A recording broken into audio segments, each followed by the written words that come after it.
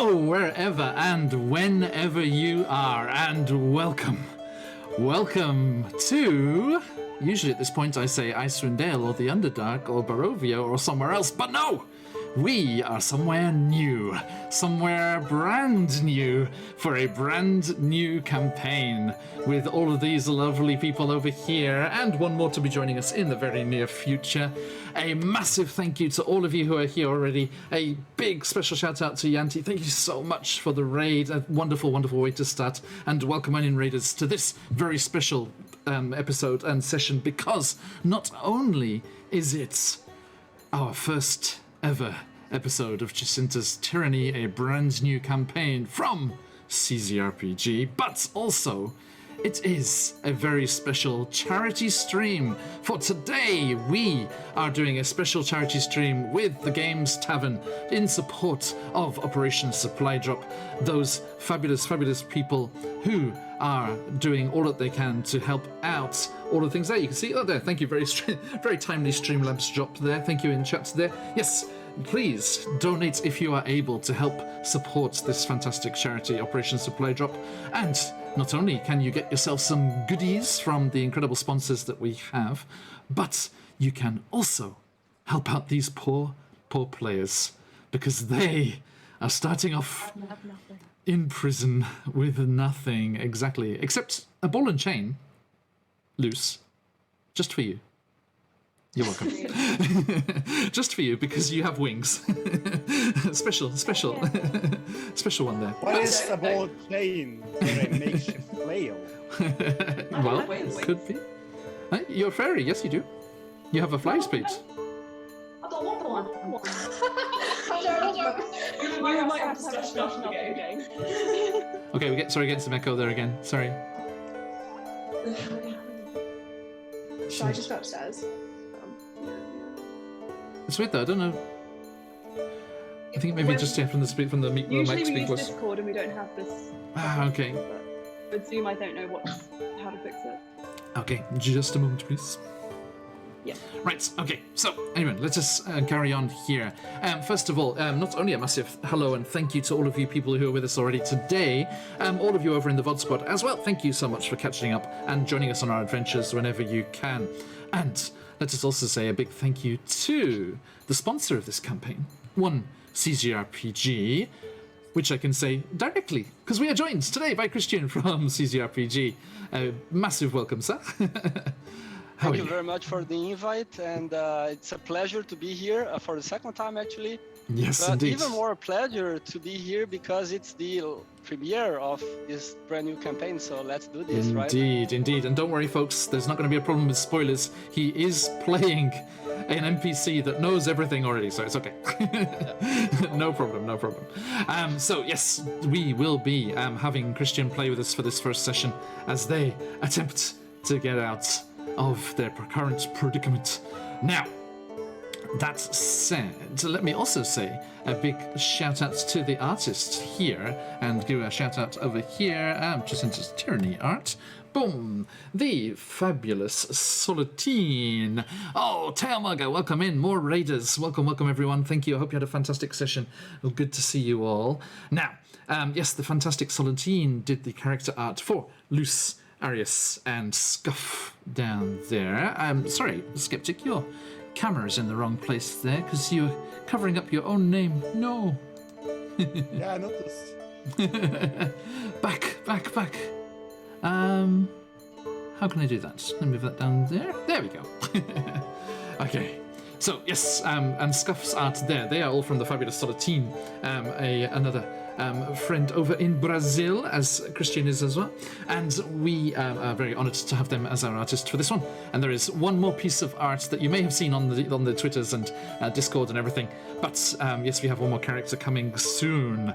And Charice's art is from the campaign itself. This brand new campaign coming soon. We are getting to play it and show it to all of you people before it is even released. It is not out in the wilds yet. We are getting first dibs on this, thanks to our good friend Christian here, and we are very excited to share it with all of you, and for such a good cause today as well. Now, evildoer, I guess that'll be, yes, evildoer, thank you for that host there. Now, everyone, I hope that you are settled. I hope everyone has a beverage and is ready for tonight's tale. The theme of this charity event is dungeons. So we are already going to stray off topic, off campaign right away, and we'll be departing slightly from what is in Tyranny. So do not worry, if you want to play it when it comes out, you can make things go very differently for you and your party when you have the chance to play over here. And it is such a nice chance, such a nice opportunity to be playing away from the Sword Coast in a different parts of Faerun, a different parts of the Forgotten Realms, as we are over on the Sea of Fallen Stars in Chessenta and the surrounding regions. A kind of ancient Greek style area, hence our background here and the music that is piping its way through here. And you get to enjoy it with us for the first time, so I'm very excited to share it all with you.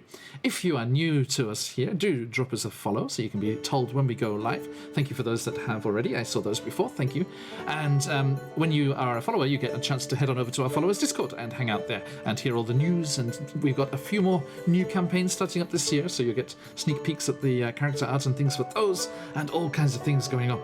So do jump on there. Oh, Aaron Genesi, thank you so much. Thank you so much.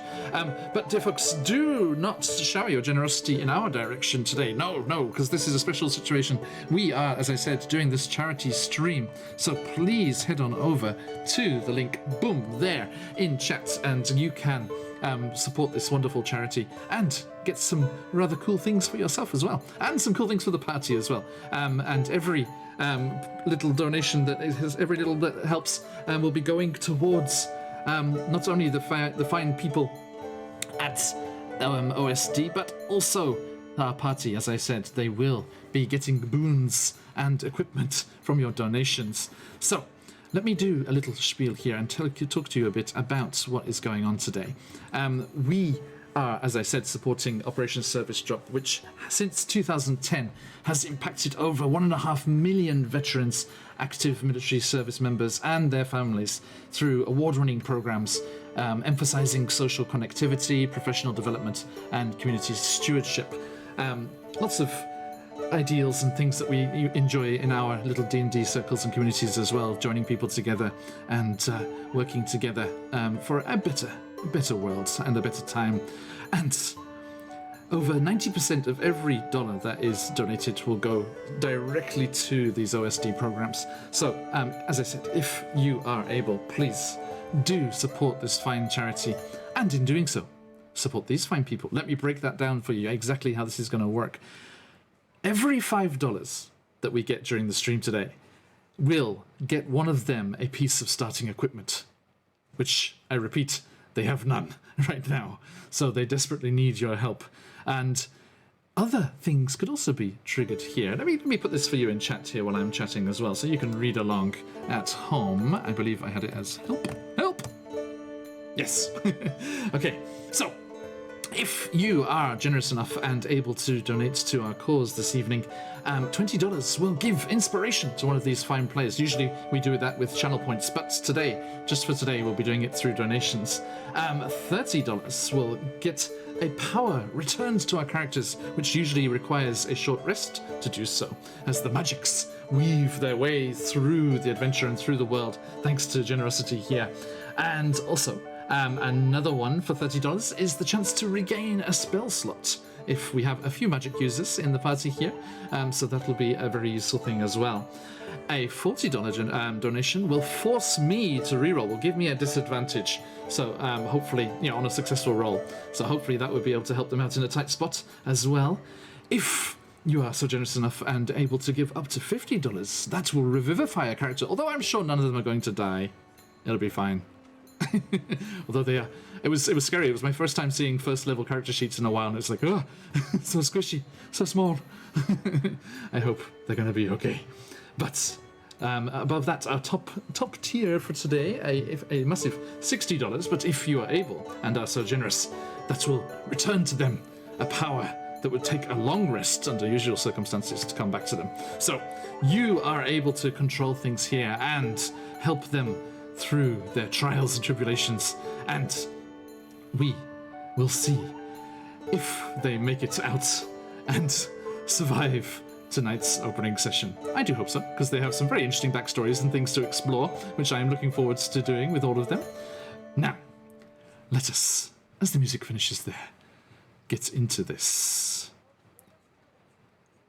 You, Luce, Arius, and Scuff, had your various run-ins and clashes with the states of Chessenta and their tyrannical ruler, Shala. You were shipped off to this prison labor camp near the capital, and you think you must be somewhere near the ocean as well, because you swear that you can smell it. Certainly you, Arius, as your sea elf background. Salty. Yes, indeed. It's getting salty already. You are keenly aware of the proximity, so close and yet so far. The ocean out of view, but definitely that salty air wafting through the camp from time to time. Not to mention the occasional gull wafting and flapping their way overhead. This camp is under the control of the captain, Cass, a hard taskmaster and one who causes you no end of problems, especially poor Luce, who's not really cut out for life in a labor camp. But you... I may be thick, but I'm not strong. Indeed. And you are almost beginning to lose track of time as you get stuck in the endless routine, day in, day out at the camp. Waking, eating, working, sleeping. Waking, eating, working, sleeping again and again. It was after one of these days, one of these regular days, the same as any other as far as you could tell, that you exhausted, you find yourselves collapsed in your cells, back in the main area of the camp. But Arius seems a little excited about something. That's because during their regular work at the quarry, hefting their pickaxe, chipping away stone to create gravel for the many roads of Chessenta, they broke on through to the other side. Sorry. Couldn't resist. I wasn't planning to do that, it just came out. They busted through the rock face to a tunnel. They quickly looked around to the left, to the right, seeing if the guards were anywhere in sight, but the guards of this camp rest fairly easy in the knowledge that whilst you're working, all of you have these balls and chains attached to your ankles and are barely able to move, let alone run or climb. And even if you tried, the scouts and the archers and the guards and all of the watchtowers all over the place would surely pick you off before you got too far. So, it was that Arius found himself round the shoulder of a jutting out piece of rock, hidden from view. And this discovery was also hidden from view. Quickly they resumed their chipping and cutting, making the space just big enough to squeeze through.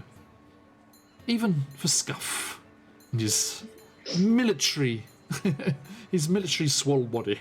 A little bit bigger. A little bigger, yes, indeed. This is the news that Arius has for you as you whisper back and forth in your cells. And That's a real good development. I think we're gonna escape from here. got a good feeling about it. I have a good feeling about this, guys. You can get Luce's stick through the hole. I can make it. You can indeed. Oh, you can indeed.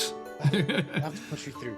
It should be fine. Now, let us hear from you, lovely players. Please tell us all who you are playing, and where are they at right now, apart from in a cell. Going from the top down, Luce, please. Hello, I am Lucio Lucernus. I am an ambiguously fey elven humanoid. Other than some droopy long ears, there's not much to tell you what kind of fey, what kind of elf half, whole, anything at all. I'm a good boy. I'm a good boy. That's With right. good intentions. I don't belong in prison. And I know it. So I'm going to get out of there and I'm going to cause a little bit of mischief on my way out if I can. I might do an accent eventually, but for now I haven't decided, so let's just see how it goes. That's okay. That's okay. We'll see how it goes. See where it takes us. Yes. Okay. Yes, we're not starting off this campaign like certain other preeminent D&D players who also started a new campaign today. Who could that be? Yesterday for them, I guess. Sorry, it was today for me over here in Japan. Okay. So, thank you very much. Arias, please. Ooh, my name's Lily, or Rapoppy, as my username says. I am playing Arius. He is a grumpy sea elf who doesn't really understand the ways of the land folk and refused to pay the bridge tax, so now he is in jail. He is childhood friends with Luce, although they haven't seen each other for a very long time, and they're kind of just getting reacquainted, feeling out that old friendship. Yeah. Indeed. Most fortuitous that you ended up in the same labour camp. Oh yeah, how convenient. So it keeps happening to D&D players. I'm not sure. All right, thank you. And down the bottom, shoring it up, a bedrock, a foundation for which to build this party on. Scuff, please. I am Sceptic Llama. I play the character of Scuff, not a good boy. Well, at least he was. A military man. Usually, well, his dream was to work with the military, and he got his dream, kinda, until something happened, and now he's been imprisoned here for causes outside of his own control. Now, trying to get his way back to the place where he was, maybe other places. We'll see. We shall see. Indeed. Okay, now. Christian, just wait a moment, please.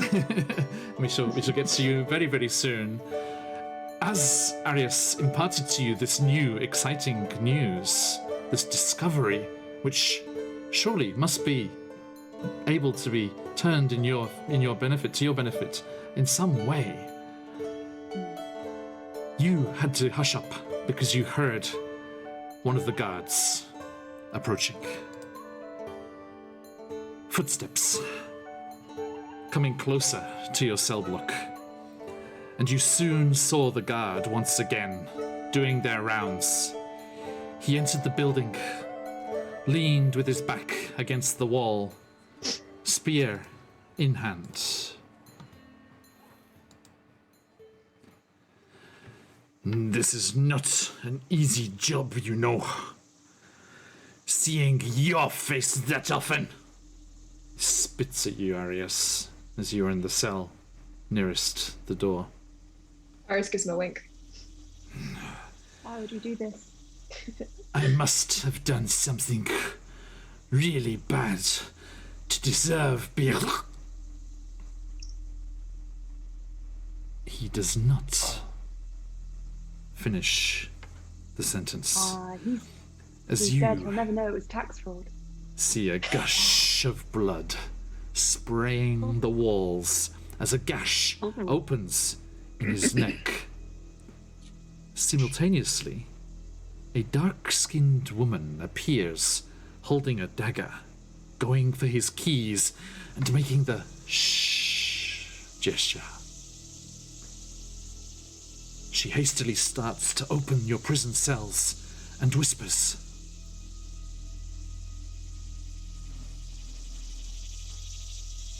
"You're muted, Christian." Sorry about this. So hurry up, folks. Someone get his uniforms and wave at the other guards to come here. We'll take his uniforms and weapons too. And she grabs one of the fort swords and delivers it to you, Scuff. She has a fort sword and she keeps the dagger in hands. Okay, Scuff, you? you have a short sword. Wait, are we behind bars? Yes, Or... yeah, inside the block Okay. here, there are individual cells. That sounds really fun, but help. Yeah, no, but I go in and open the start with you actually, Lucy, since you look you. the most eager to to get out. So I open your door then in this case. Thank you. Start with the little one.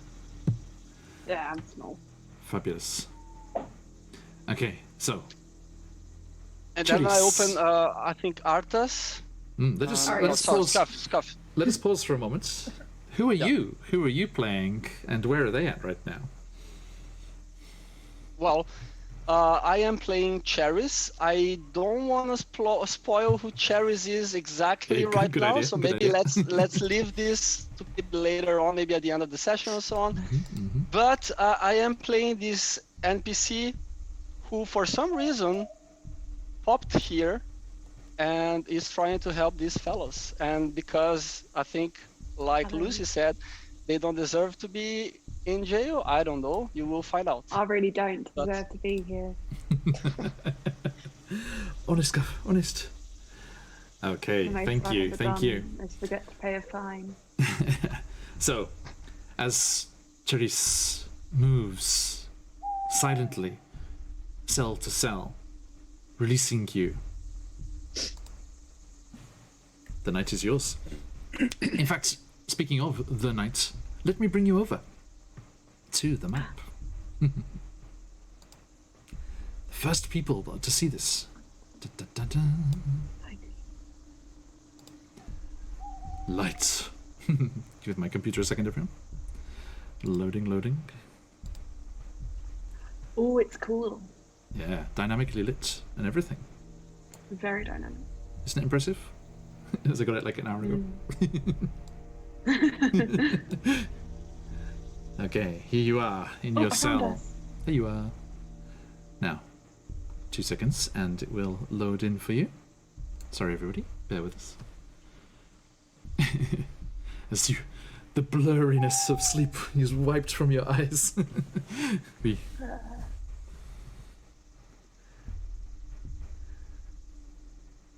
Let me just double check with our Master of Ceremonies here. Master of Ceremony. Yes, a massive shout out to Reed and everyone over at the Games Tavern for their incredible work that they do setting up these events. It was a pleasure to be with them last time, and even more of a pleasure to be invited back. Hey, DH, welcome in, mate.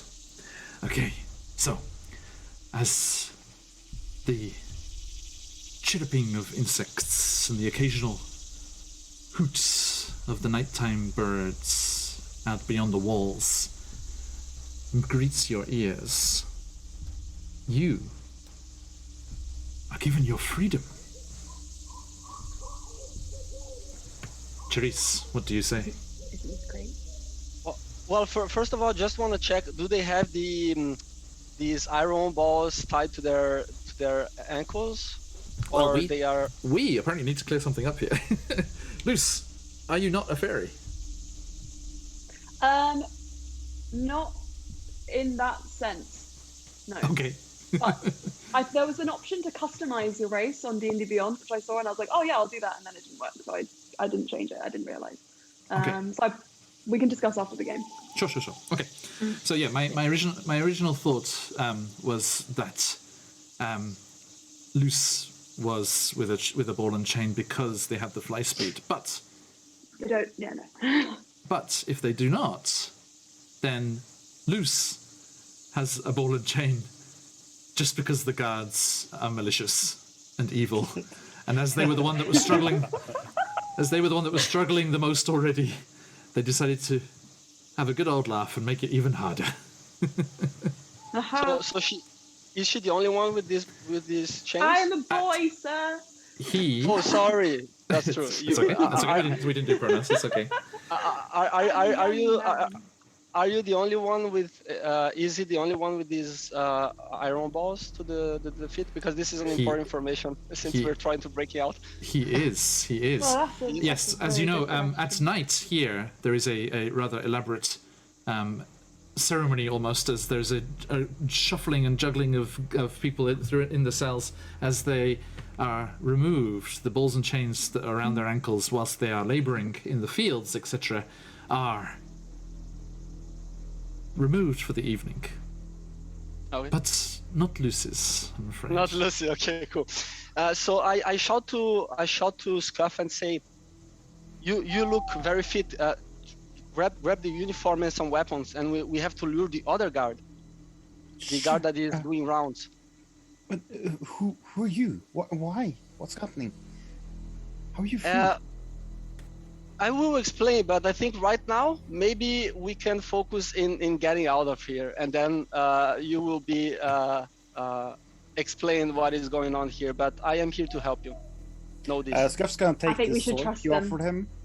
Scuff's gonna take the sword you offered him and give it a couple of test swings. Mhm. And It's, then put the, it's decent. It's good. You know, it's you know, from one of the guards here, so it is a good quality sword. Then he's gonna put the uniform on. And Cherus will check if the key opens up the chains that are tied to Lucy, the only one with these chains. So let's see if it works. Okay, look. You best. None of I the wiggle my leg keys. like, woo. None of the keys fit, I'm afraid. Fit? Okay. I guess I'll have to be carried. If only there was someone here who could do that for me. Arius I look avoids eye woefully contact. at Ari. Hi. Hello, child. He gives friend the of ball mine. like a one kick and is just like, it's not gonna be me. I think Arius has the pose of your character art. Areas, you're also free right now. Okay, so everyone is free. So all the prison grates are now open. Okay. I'm gonna Okay. leave here. Now, you do, as you're having, yeah, this is a whispered conversation, right? You're having this whispered conversation, and you do hear another set of heavy footfalls. So what's your plan? Folks, What are we doing? we need to attract him here. This guard, I can allow us to be silent. So let me give us this situation where we can have the time and to get him. And I'm gonna cast silence in here, and then someone has to lure him. Can you do this, Cuff? Can you attract this guard here? I'll try. Okay. Oh, I can't hear a word you're saying. It's too quiet. Yeah. Arius looks confused. Are you casting okay. casting something, Asharius? Yeah. So after I finish this, I will cast silence. So basically now they can track the guards inside. Okay. Scuff will head to the door, kind of take a deep breath before he goes out and open the door, striding out with a feigned confidence as he looks towards the open area outside. Okay. And yeah, you quickly make it so that the guttering torch that is on the exterior of the building is to your back, so you know that your face will be in shadow as the other one approaches. Do you step outside the silence zone? Yes. And as you move forward and stand waiting, you see another of the guards moving forward, and he calls out, Alias, what are you doing? Dallying there. Yes. One of You the lazy malaka. one of the prisoners is being a problem. Come help me beat him up. It would be a Give him one for pleasure. Let's make sure they fall fast asleep. Fast asleep indeed. Okay, and you I'm gonna give he's like Scuff a trying thumbs to, like- up from behind, like, I really believe you want to hurt us. You can't hear this. You can't hear this. Okay. Yeah, unfortunately, yeah, silence blocks the sound coming in as well. Yep. So, you are all waiting there.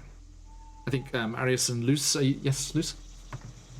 Yeah, so one thing I wanted to do to help if we wanted to lure the guards in, was Luce was going to make the torches on this block snuff out, so that they would attract them without putting us in danger. So I think he'll do that if it helps him and stuff. Okay. Thank you. And as you, yes. Oh, I'm just seeing in chat here. Urgency and Bree, thank you so much for the donations. Fantastic.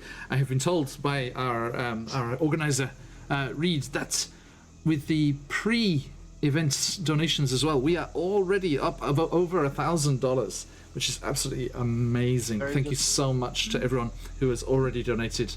And Reed, if you're there in chat, give me a shout on Discord how much they are, so I can figure out and see what things are in play here.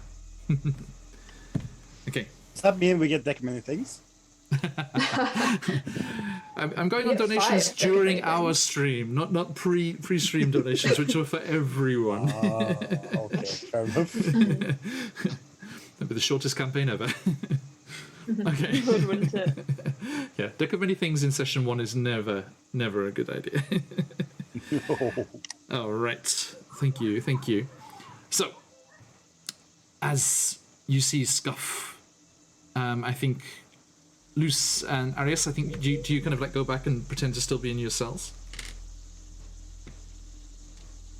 Can I roll a stealth check to hide behind like the opening of the door? Yeah, absolutely. Okay. Oh, thank you so much for those donations. Huge. That's awesome. That will be a 13. Yep. A 13. Okay. Noted. Let's have a look I here. will go back into my cell. And pretend like I'm still locked in. I'm getting Okay. performance of my life. I think Real hard for you, Luce. that's easy enough to pretend. I don't think we need a performance check. It's like how well can I play the prisoner? I'm not How a be the number. helpless victim? I'm a free fae.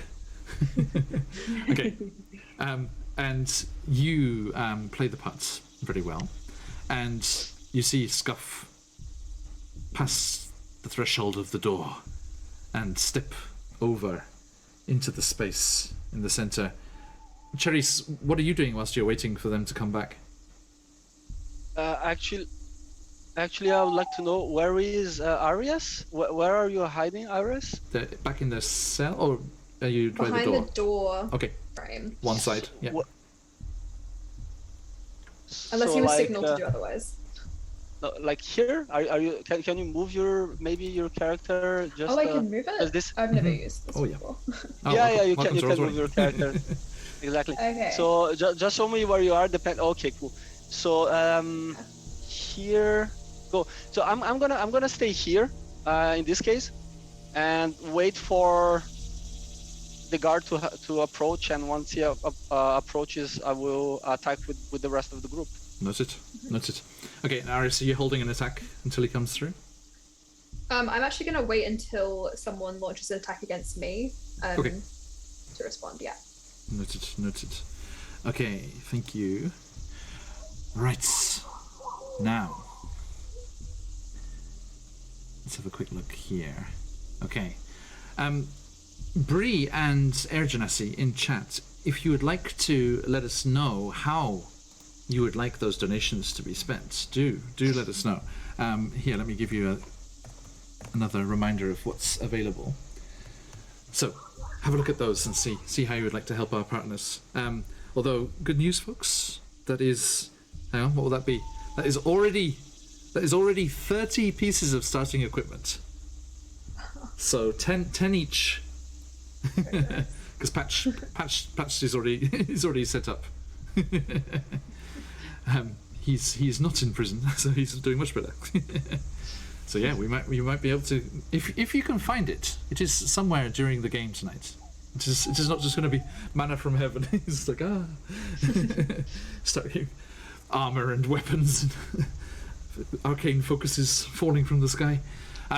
Okay, so Scuff passes the threshold of the door, and this second guard you see start to come through the door frame, and Is that one?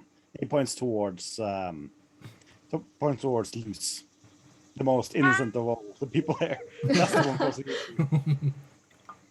well, the problem is, Scuff, whilst you were out, Charisse cast this spell, so you turn and you're like, it's that one, but you just mouth silently at him, and the guard, he looks surprised. He's like, what's happening here? As Charisse and Arius.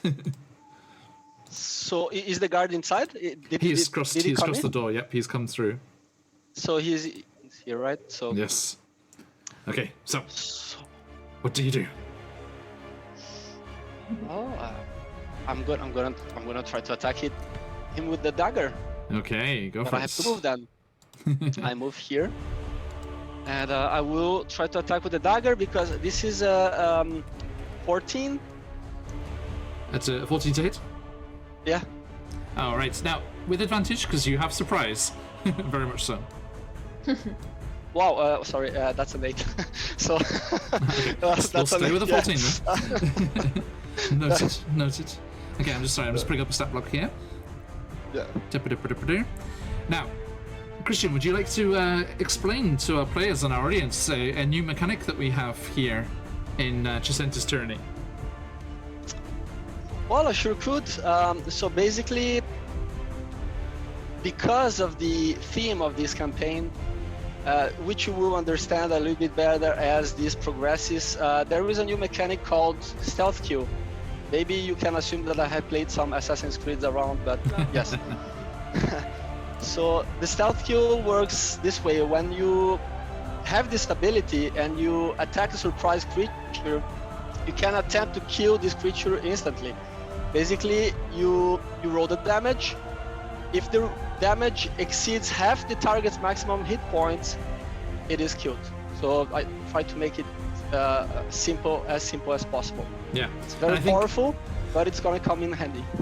and also I think you can choose to make that non-lethal as well and just instantly knock them out as well. Sure. Yeah. Yeah. Right. That can work as well. So yeah, this the coup de grace move, which is often talked about. If it's, sorry, did you say if it's more than half of their HP in one go? Yes, exactly. Okay, so your attack of 14 does hit. So roll me that damage.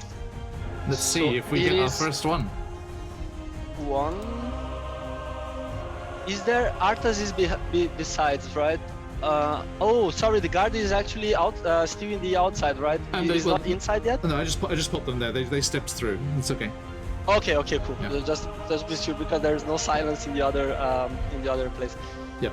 That would be 1 with the dagger, 1 plus 3, 4, and there is the sneak attack. So 4 plus 5, 9. Okay. The guards here have 16 HP, Oh! half of which is 8. So, for the first time in our Chessenta's Tyranny campaign, our guests, tell me what happens. Well, basically, I think very similar to what happened when Charis appeared. Basically, it's a stab on the neck, and then already bring it down. Now that it needs to be silent because we have silence cast, but still bring the body down just for habit. I see. Okay.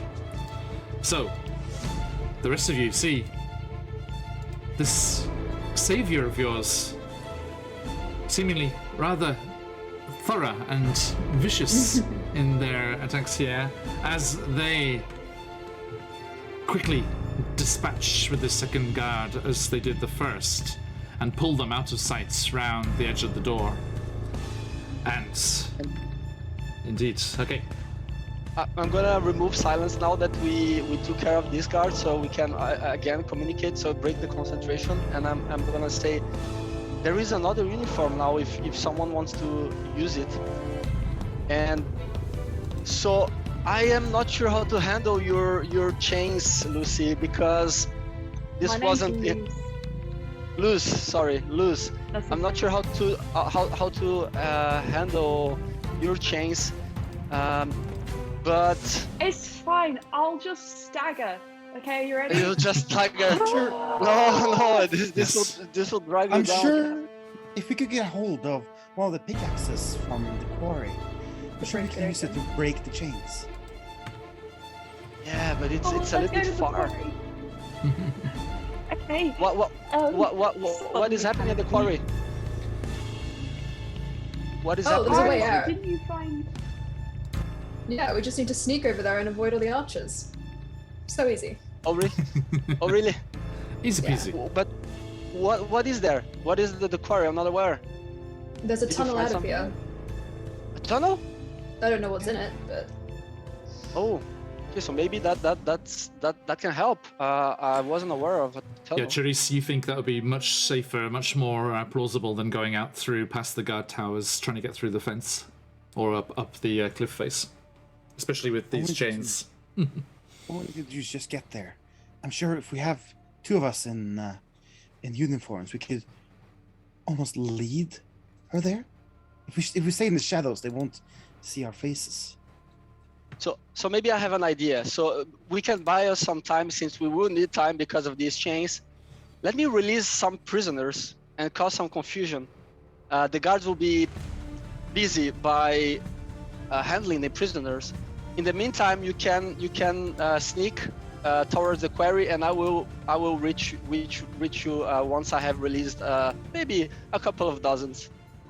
sure. Okay. I can help you I'll send create you a instruction as signal. well. Okay. I'll send you a signal to tell you where we are. I can make it snow. Okay. Cool. What weather is it That like looks outside? Okay. That would Massive, make it massive rain. thank you, a massive thank you to Air Genasi there. Charisse, you have inspiration, so you have advantage on a roll of your choice, which you can decide to use after you see the first roll. I also have inspiration, and No.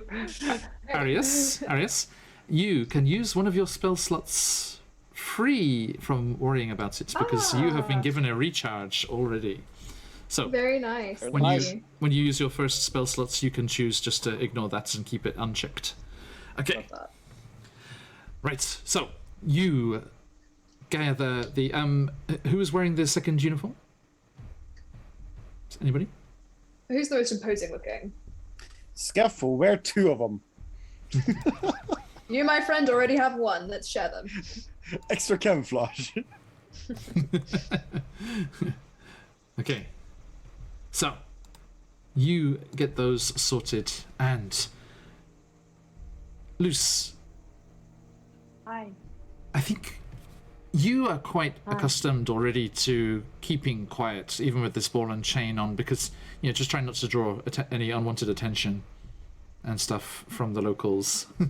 And you are able, as long as you kind of stay off the main paths, which are kind of gravel covered.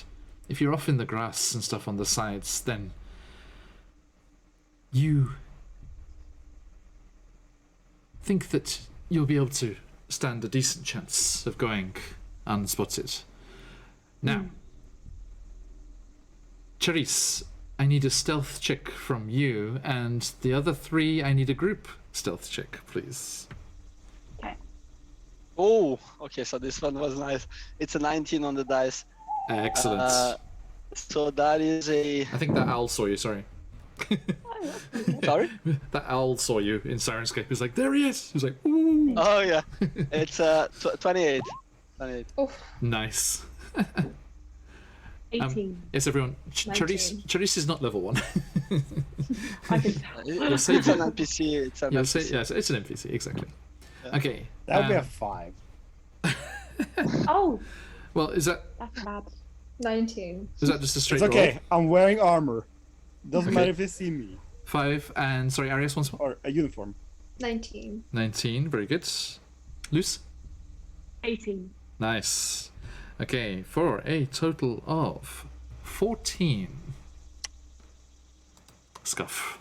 Ambiguously. Bringing it down. Okay. So, you, please feel free to make your way out of the area there.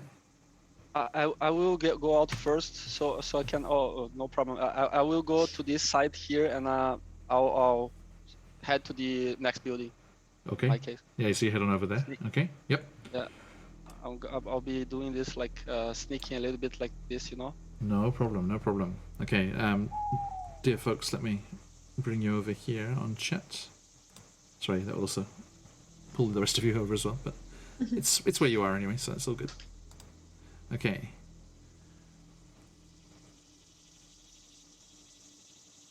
Thank you so much, everyone. So generous.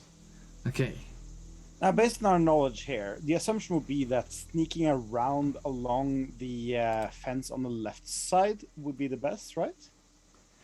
Yes, you think that would be the best way. And then if you go around to the top building, the main building is up there, and the well, the well is up in that top corner of the building there. And then,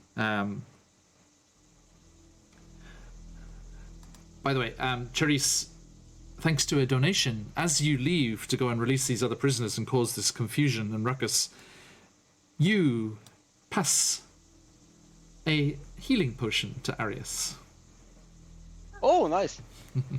So Arius, Thank you, Daffodilly. before I left, I handed you a potion. Cheers. You're like, oh, yes, this. Don't forget that. Yeah. All right. I might zoom out a little bit here for you folks at home so you can see a little bit more of what's going on as Therese stealths off into the darkness and the rest of you. Now, as I stealth off into the darkness, the play of you for everyone at home is very bright because Arius has night vision. So the players, I think Luce and Scuff are getting a more atmospheric view of things. Am I right? Yes. Yes. Yes, lanterns flickering outside the buildings there.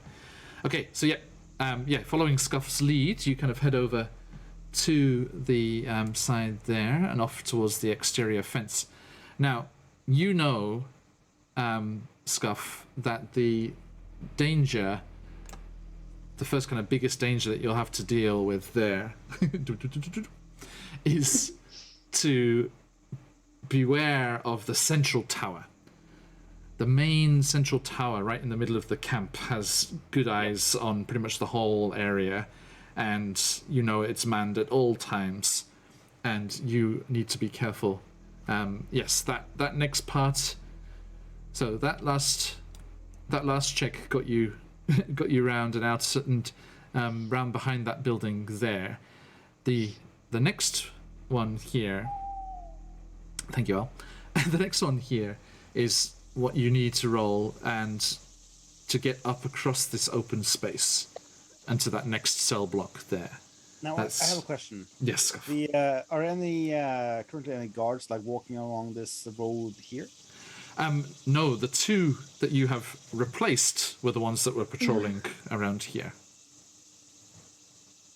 Okay. So you think since Charis the been able to light- release any?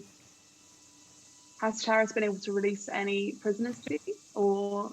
as you're making your way to that first block there, Charisse, yes, you do head into that first cell there, and you release a few of the prisoners inside, but tell them to keep quiet and keep the noise down as much as possible, right? Yes, I will ask them to keep quiet until there are enough numbers, and then I will ask them to go free, fight for yourselves. That's it.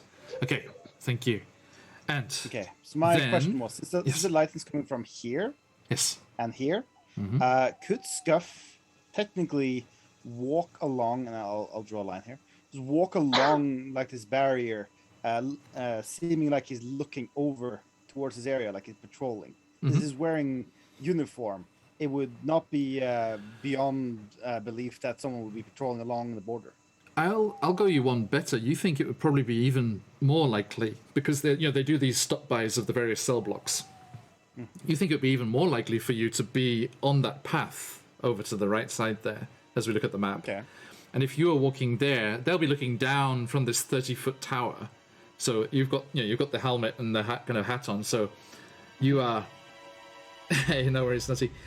You are kind of like disguised from above anyway, and they'll just see the uniform moving along here, and you can. I think that would add a little bit of distraction for the people stealthing. Because then anyone looking in that direction would probably look at you and just drawn by the movement, and that would give a better chance for Luce and Arius to flit across the back near the fence. Cool. And then in that case, Scuff will take this path around here, and tell the other people, keep to the shadows. I'll stay along the road. Doesn't seem to be anyone out there. And if I approach someone, well, I'll keep my face hidden. Okay, that sounds great. Okay. This is just tottering with the ball. This is so positive. This is very positive.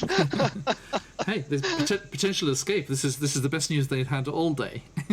Yeah, Exactly. All right. Now, let us move into the second stage then of this. Charisse, please give me one more stealth check. Let's go for something. That would be a 22. Total. Nice. Okay. So yeah, you slip stealthily between the trees and over to that next cell block. Arius, Luce, Scuff walks away from you, off towards the main path. Yes, Luce. Oh no, it's a Oh, bye. you're saying bye. Sorry. I've been teaching Japanese kids all day. I was like, hi, hi. I have a question, Sensei. Okay, sorry. And you, you head on over to the main path there, Scuff, and starts to patrol. As you've, and I think you've been here in the camp for a while, so you've got a pretty good idea of how the guards kind of comport themselves when they're moving around. Give me a performance check, just to make sure you don't completely balls it up. With advantage, because you have your military training as well. That will be a just 2d20s then. Indeed. So 18. 18. Okay, yes. You play a very good guard as you strut This was his life. So in a he very knows this. official way down the path there. And Arius, Luce, please give me a stealth check with advantage because of Scuff's efforts. Nice. Another 19. Excellent. Ooh, that's a 9. 13. Okay. So, with the advantage as well? Yeah. Oh, oopsie. Natural 20. Oi! Anyone that's new to the channel, as we like to say around here, if you've got them, let them fly. Our first natural 20. Yay! Congratulations. Okay. Now, you stealthily make your way. Your heart's kind of catching your throat at one point as you hear the guards call out from the central tower, but they're just shouting down to Scuff. Arius, that's you, yes? Do you see anything? Oh, yes. Soul seems quiet down here. Any trouble from that No, annoying little Fae? there was some trouble, but we showed him. It. Annoying. Arius cuts loose on the head. You don't think that, do you? He looks away. And I hope that sea elf didn't give you any of their normal attitude. Shut up, owl, I'm trying to talk. The sea elf. No, I spat in his face. Arius snorts. A little taste of home. When did that happen? To be fair, someone did spit in his face. It wasn't Scuff, but it was someone else. True. Oh no. True. Hey, Ranger. Now, you do stealthily make your way up there.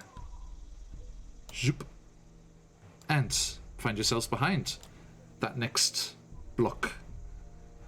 And Scuff, you kind of get keeping pace with them, moving along there. Okay. Where are you going? You're all over the place. It's like, Alias, are you drunk? Alias, I might have drank too much. He hasn't got his ground legs yet. By the way, You save an amphora for us. Cherries will take the opportunity of this conversation with Scuff Yes. and move to the next building. Yes. Maybe I need another stealth check. I'm not sure, but if Um, you need me to roll another one, So I will roll. you've released the prisoners in the second building, yes? Yes, so far yes, but I would be heading for the third one. Yes, indeed. I would say, thanks to Scuff chatting with the guards there, you actually don't need to check this time. Okay. So yeah, you're able to stealthily ghost your way around to that third building. So go to that next building up there. I already moved. Actually, I am at the third one already. So I am at the Oh third no, I was location already. I was counting after the player's block. So you've done. This is the second one where you're standing now, the square one. Okay. Okay. So yeah, you've moved there. So the next one is that third one up there. So what are you telling, Cherise? What are you telling the prisoners as you're releasing them? So I'm asking them to stay quiet for a while because we need numbers. So stick around the door. Yeah. And I will give you a signal so you can get out and grab the guards and take over the tower and do whatever you want, but you will be free to fight for yourselves as a good Chessentans would want to be. Excellent. Okay. So, Scuff, you continue towards the main building there. Yes. Okay. And Arius and Luce, you make your way behind that tree. Kind of walking a little bit easier as the canopy of the tree above you, rustling in the night air, completely obscures you from the central tower for a brief moment. And you, in the darkness, Luce, because you don't have the same night vision as Arius, you do... 60 foot of dark vision. Okay, your character sheet is messed up. Okay. Noted. Okay. You both, with your dark vision, but I mean, still quite a ways away, so you can see just kind of on the edge of your dark vision the squat, round form of the well at the corner of the camp, and there's always complaints, and the guards and Captain Cass and all of those, they always seem to be using water shipped in from the capital, from Luthjek itself. There's something wrong with this well. There's a bit of a salt taste to it, which Arius is fine by you, reminding you of your I was days like, I could just dive. out in the open ocean. But yeah, wherever this water is seeping through, it is carrying with it an essence of the ocean. Maybe unavoidable with you so close. And once more, this will be pretty much the final check here. I don't know how far you're zoomed out, but it was over this way. Oh, my ping's really dark against the dark background. Let me change my color. Blue. There we go. It is over here. Sorry, stream. It's off the map for you guys. It's way over here in this cleft in the rocks that you found that tunnel, Arius. So you have a choice here. You can go round the top of the main building past the well, or you can cross and meet where Scuff is marching up in front of the main building, and then quickly nip between the stables and the main building there. That would be faster, but more open, a bit more difficult. What do you fancy? Was there a reason we didn't go like down and around? Yeah, this is the shortest way to where you want to be at the Gotcha. moment. But Okay. from this point, Also, yes, go please. also the Charis was going that way, so us going a different way. True. Gotcha. I'm gonna turn to Luce and just look at the ball and chain and be like, I think we're gonna have to go the slow way. I can keep up. Let me just. Is there anything I can do to get rid of this, John? Right now, no, but probably in the near future. Okay. Trust me. Cool. I'll believe it. Then I'll just like, all right then. I'll I'm sorry for this. But apparently I'm annoying. Who has ever said that? You don't think that, do you? Shouldn't take insults too close to heart. Alright, slow and steady. We'll go around the perimeter. You're gonna go around the top? Okay. That's fine. That is okay. So, Scuff, which route are you taking? They have to walk around there. We're gonna have to get past the 2 towers at some point, anyways. So to not draw any attention, Scuff's gonna keep to the road. Okay. Like walk slightly slower, and then just kind of stand for a while and seem like he's looking around, like he's surveying the area to give them time to move around the main building. Indeed. Okay, so yeah, you're stomping along the road there towards the stables, where the stable boy will be tucked up in the stalls, fast asleep. Yep. And Luce and Arius. I see a cat. What are you doing, cat? Luce! Luce! Bye, yeah. Dimension doored up to the 2nd floor. Okay. Is that Baz? Yeah, Really? he's been real naughty today. He's the reason dear. our pubbings are ruined. Rude.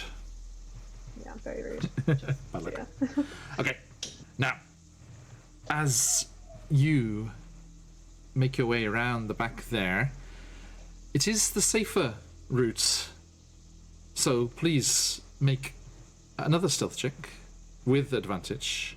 Should I roll for Emma? Because she'll be gone for 2 minutes or Okay, so. sure, please. Okay, one is an 18. Her And stealth... one's 2 natural 20s at once. Okay. Excellent. Let him fly, I'll take folks. the natural 20. Nah, I'll give the natural 20 to Emma. Arias can have an 18. No problem. And she has a +3 as well, so 23 and 18. we have okay. Thank you, Agency. I'm gonna keep that in the chamber there, Air Genesi, because we're doing inspiration from donations today. But I will keep that there. Scuff, Air Genesi has given you inspiration, which we shall visit upon you at a later date. Okay. So, just making a memo of that so I don't forget. All right. So yes, you very successfully make your way up to the well, so you can move yourselves up there. I shall move loose for Emma. Boop. Moving very fast for their ball and chain that they've got on. Shoo. And Scuff, you are okay because you are dressed for the part and did a decent impersonation there. Charisse, give me a straight stealth check, please, as you go to the 3rd building. This one, it's 18.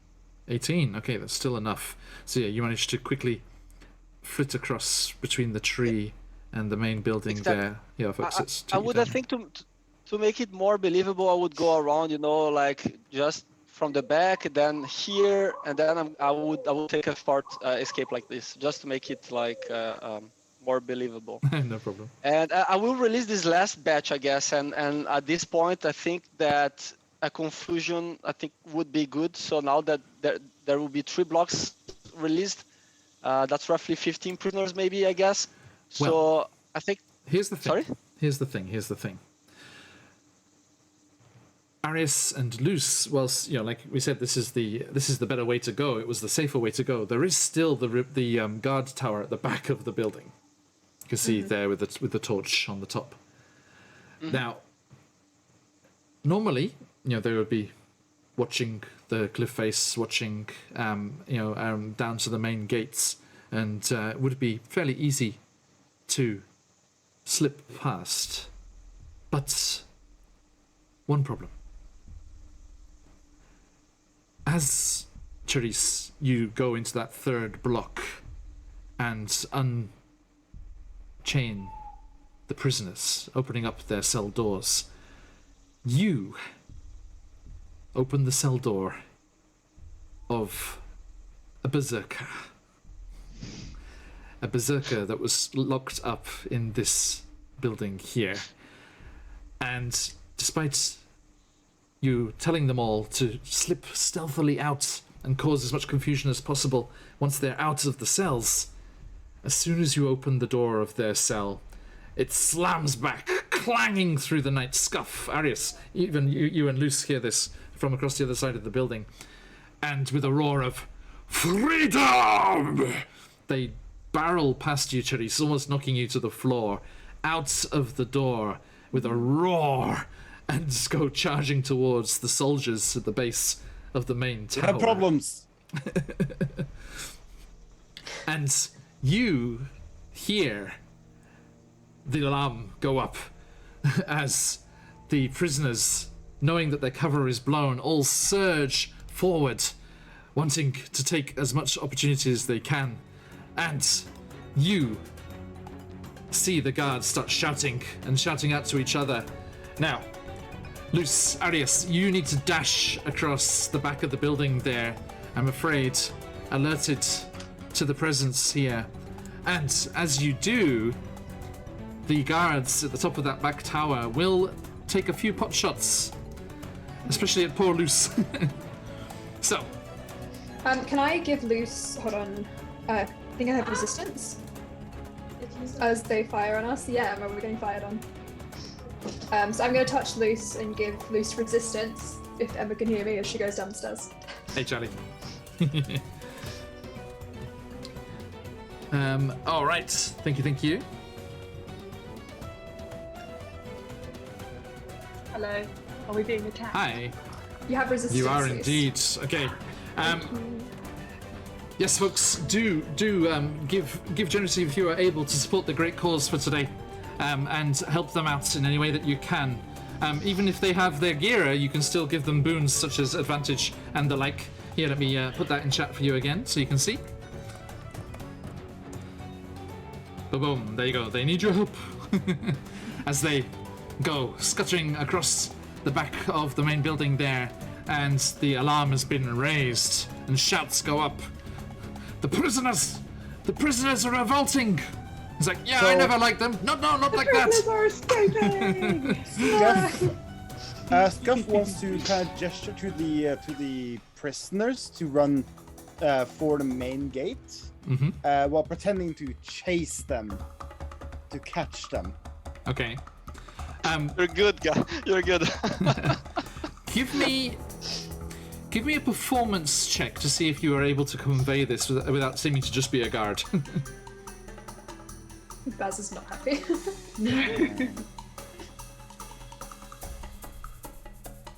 Well, wrong area, but that's fine, you know. Roll in volume number. Oh no, not in chat, sorry. Wrong chats. Wrong chats. That's what happens when you have multiple chats. 14. No problem. At 14. Okay. So yes, you see that berserker just comes barreling out of the block nearest to you and comes charging towards you. He's like, You have kept us down long enough, but that ends tonight. Just comes charging towards you. And you look, and you like kind of lift up your hood or your helmet, whatever it is you got on there. And you're like, look, it's me, because you would have been on the same work duty, and you are able to convey that even in the darkness and confusion. And his eyes go wide, and he nods. He's like, and goes charging towards the main gates instead. Okay, so yes, they are charging towards that, and you're pretending to chase them. You're like, no, come back. Oh, it's like if I catch up to them, yeah, I'm just gonna like slow down a little bit, like tired. I think you could pretend to protect the entrance to the stables, make sure they don't steal any of the horses. That could Yeah, that's definite potential. Actually, that seems good. Just stand there with sword, like, no, you won't get past. Okay, so let me bring it over here, because look at this beautiful map. Look, we have horses. Hello, horses. Don't worry, you're safe. Okay. And, yes, as Scuff rushes over there and pretends to protect the stables, some of the prisoners go streaming past, intent on attacking the guard towers, as as arrows come flying past you. Now, Arius, Luce, you are going to get shot at twice as these scouts in the guard post here try to get you. So I'm just going to move you. You will end up here. Okay. Although I'm not sure in what state. So let us see. Okay, so let's have a look here. The first attack against you, Luce. Let's see here. Dice. Okay, that is a 11. No, it doesn't hit me. Yay, nice. Okay, so, and just to double check, you haven't got armor equipped or anything yet, yeah? Nope. Nice. No. Nicely done, My dexterity bonus. I see. Yes, okay, so yeah, the arrow just goes thudding into the soil next to you, like, Okay, and the first one at you, Arius. That is a 10. Nope, I doesn't know it? that. Yeah, it's like, even if you had a dex of 0, that would miss. Okay, actually, no, it means I it pick beats up it, I one guess. of the arrows and I chuck it back. Give me a dex roll. Anarchy! 10 plus, it's 14. 14. Okay, it does stick in the wood of the tower and like goes ding a little bit. I But, looked at my skill. If we can see where the arrows are coming from, could we possibly cast a spell in that There you direction? Could I cast a fog cloud over the tower to obscure the vision? Absolutely. That's I would- very good. Yes. I would Now, like to do that. Arius, you do think that might be better spent over the gate towers, because there's 2 towers there, Okay. and you have to get past them. That Sure. would be a very, very good thing to use there. So it might be worth just running the gauntlet here. They have disadvantage because of the poor light and the nighttime conditions. So Luce, the second one is shooting at you. No! It's only a 12, Haha! and Arius, only a 7. No. Yeah! Good start. I'm Good gonna start grab with the Iris dice. by the shoulders and just say we're invincible now. Let's get out of here. Freedom! I just pat loose and usher him on. That berserker hears you. He's like, "Yes, freedom!" Okay. Yeah, sorry, that's not the command ranger. What is it? I forget what it is now. I'm trying to think what it is. Sorry, I made it so long ago. I think it's just the number 20. Charis is like kind of Yeah, there you go. at the corner, looking at the confusion and waiting for an opportunity to join the group and pass through the gates as well. Okay, thank you. So yes, you go charging out as arrows just bury into the soil around you. Arius, I think you think one of those would make a fairly decent dagger, so you kind of just grab one. So you've got it as a pointed instrument, and before too long, Scuff, you see your friends emerging from behind the stables, and as they do so, Arius, can you tell us? Let's give a little flavor here. How does your spell look as you cast this fog cloud? I think he'll turn around, kind of measure it up, and then hold his hand out, and this sparkling kind of silvery mist will emerge, and it looks like there's crackling lightning in it as it forms around the tower. Awesome. Nice. Okay. Let me see here.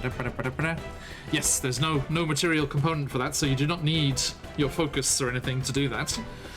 So yeah, you mutter the words of the spell, and as it quickly coalesces around the 2 guard towers, there's cries of alarm and confusion. A couple of randomly shot arrows just go wild and completely miss. As Does you the mist reach down to the ground from the towers? It's only a 20-foot. Hold on. They're only 20-foot it's tall towers, so So it can be 120 feet away from Arius, but it's 20-foot radius sphere of fog. So it probably engulfs the whole tower. I think it can reach a 20-foot radius. Yeah. It is Oh very yeah, big. yeah, completely covers the whole both towers. Yeah, that's fantastic. Big boy. Okay, so yeah, you're kind of feeling your way through, fairly, and you do start to hear some of the guards kind of making their way down the ladders as they're unable to see. They're coming to try and find you. They're like, no, we'll get those treacherous Malakas. Come on, let's go. And they start to come down the ladder, and you see, you hear the berserker just go and slam their shoulder into the ladder, and there's a ponderous splintering and creaking as it starts to shift and slide off the edge of the tower, and it goes crashing down into the fence, and you see the guards just like hanging like limp like either side over the top of the fence as they crash into it, and you They're dead.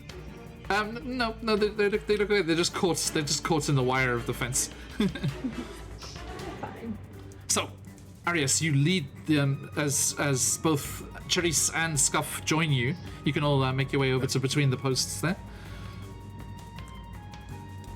As soon as he gets into the mist and is obscured from everything else, Scuff will shout out in his normal voice to the other prisoners. Yes. Saying, "Prisoners, main gate now, quickly!" Okay, and you hear all of them just like, "Rah!" And there's a few scuffles going on. You can hear behind you like the main tower is being stormed, and there are a few other guards that are being wrestled to the ground just by overcome by the numbers of the prisoners. They're used to having them chained up with their balls and chains and unable to move properly, and they are overcoming the guards and stealing their weapons and the like. So yep, that is what they do.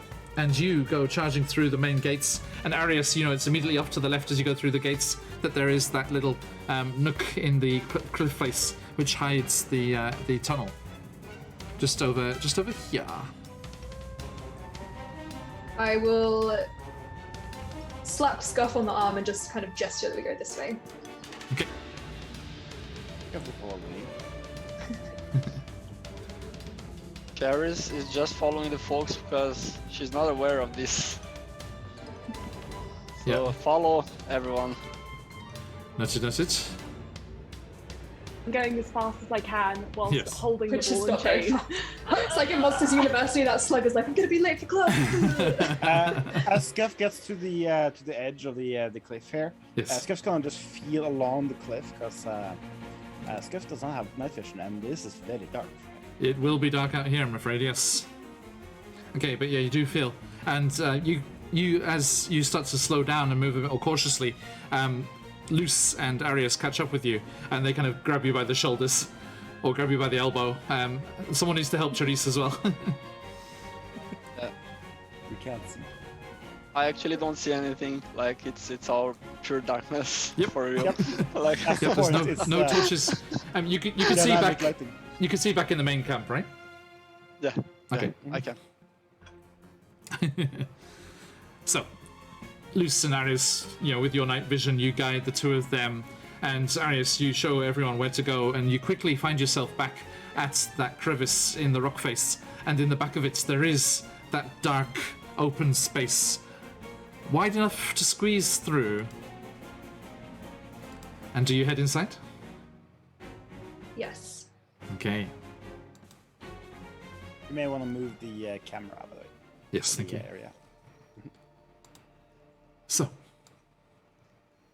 as you slide side on into the crevice and through the tight but passable gap into this newly opened tunnel, the sounds of fighting and screams and angry yells get quieter, muffled by the cool rock around you.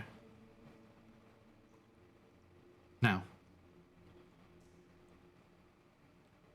Scuff, Charisse, as you enter into this tunnel, you start to see something. even though it was pitch dark outside, beyond the lead, there is a strange, colourful glow. A greenish glow of bioluminescence. Do you guys see that? Up ahead. And Luce, Arius, even with your dark vision, you can make out this glow, a different color against the darkness of the cave. And as you make your way further inside, away from this newly opened section, this newly opened doorway to the exterior, you see patches of mushrooms growing in the dark, in the moisture that's dripping down through this fairly porous looking rock here. Must be some kind of limestone or something. And as you hear the drops, pitter-pattering around you, some of them hitting you on their way to the ground, you move into this dark, cool space. But there is illumination, and Therese and Scuff, where these patches of mushrooms grow, they do give off various lights. And there is a moment as you find yourself in the calm and sanctuary of the cave. I can't believe we're free. At least out of there. We don't want to just confirm. I did not catch But that. so can I just confirm that we're all here? Yes. Everyone is there. Luce is going to just look over at the mushrooms and just kind of stare at them like, wow. Are you Beautiful. hungry? Oh no. No. I can forage for some. I'll forage some of the mushrooms. Does it look like a circle or like a off this plane? This foliage? They look fairly natural. Yes. Yeah. I just. take some, but And you've heard of the subterranean varieties giving off this kind of glow. It's very pretty. if these are edible, then we have some trail rations. Do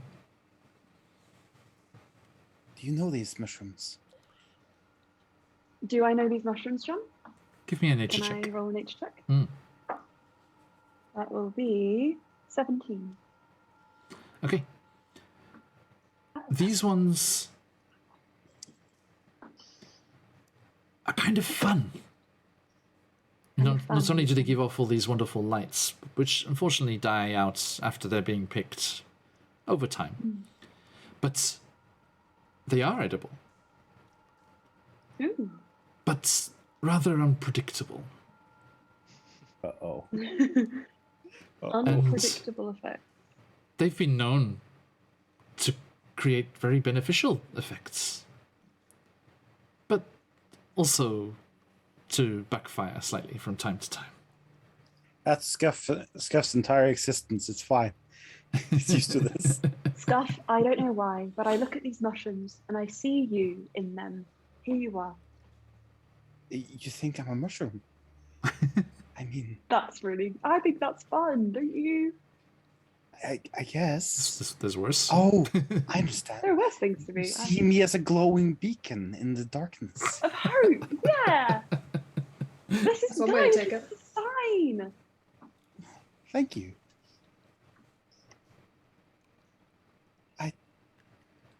But what do you know about them?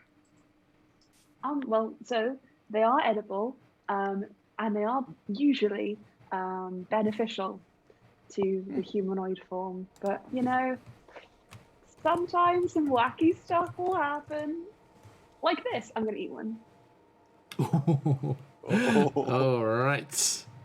Roll me a D100. Not lost any HP. I'm feeling bold.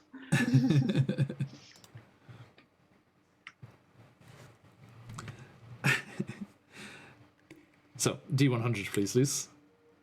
D100 Yes, please. coming your way. As they pop the mushroom in their mouth, there's a momentary, almost comic moment as the glow kind of like emanates from their mouth. There we go. That's what I was looking for. 63. Okay.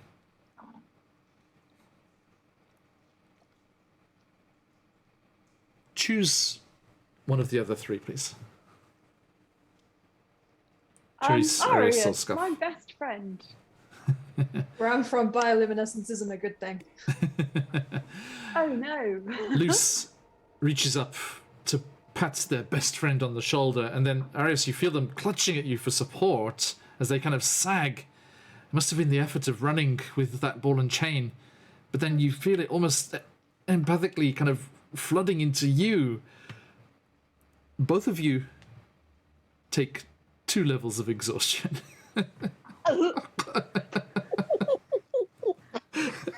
That was not good. Not one of the good ones, no. Yeah. Sorry. You had to eat the mushroom. You seem very I was tired. quite hungry. This is not the normal Wild Magic Surge table, everybody. There is a special Wild Magic Surge for every class supplements which we have in our control here. That is the Druids table. I'm a druid. Love druids.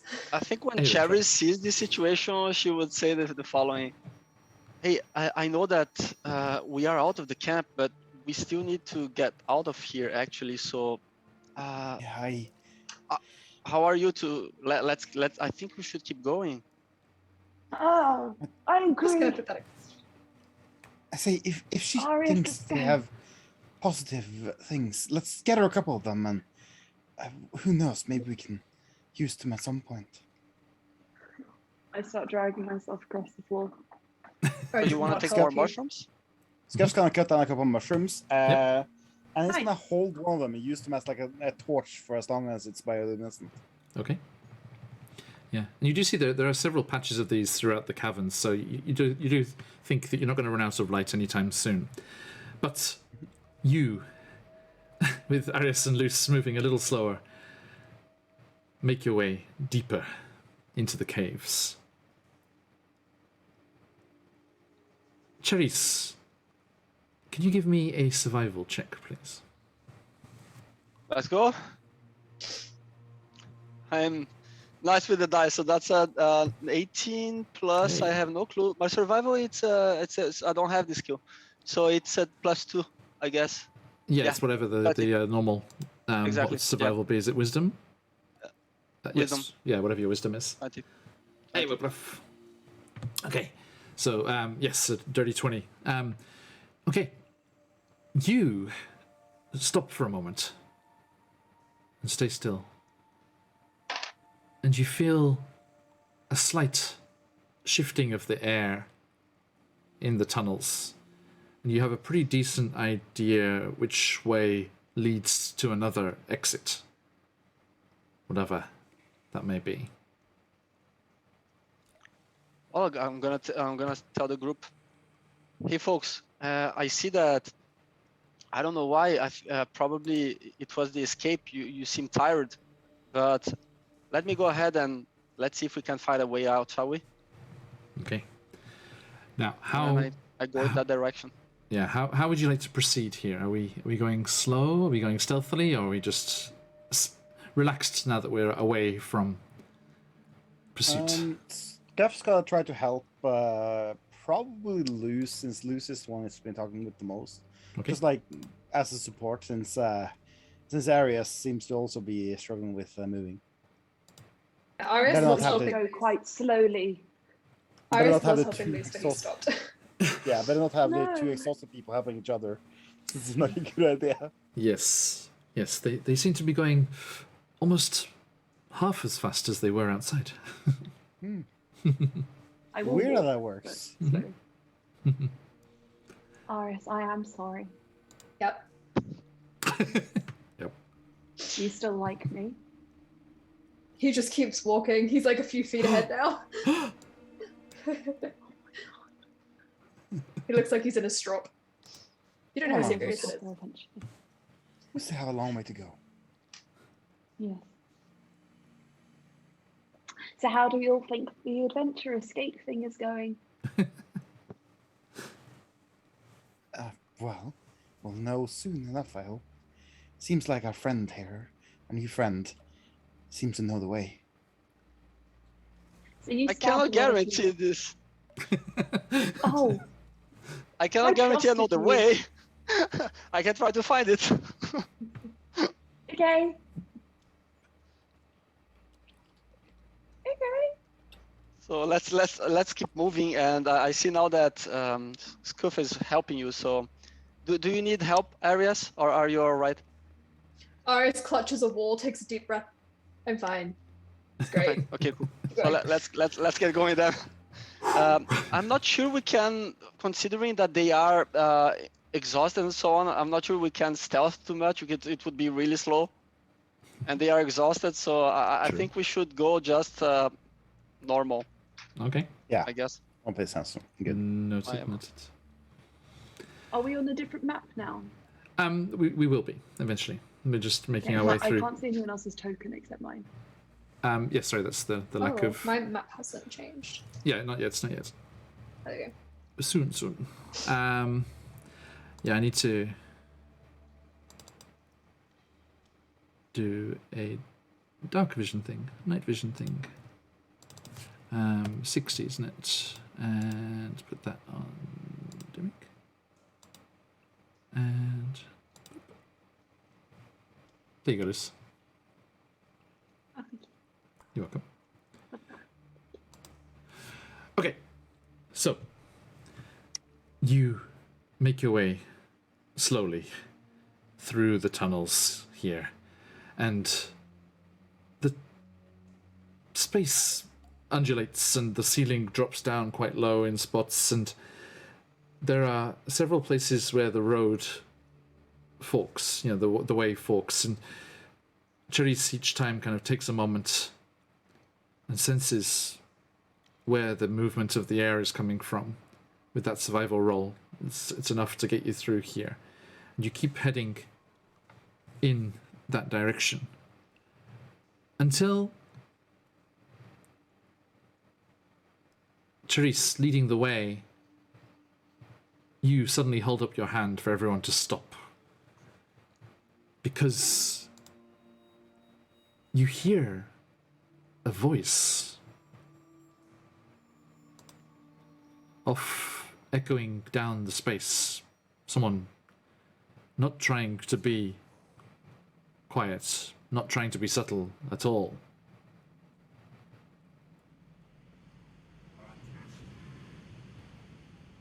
And beyond the sound of the voices, you hear the crash of waves.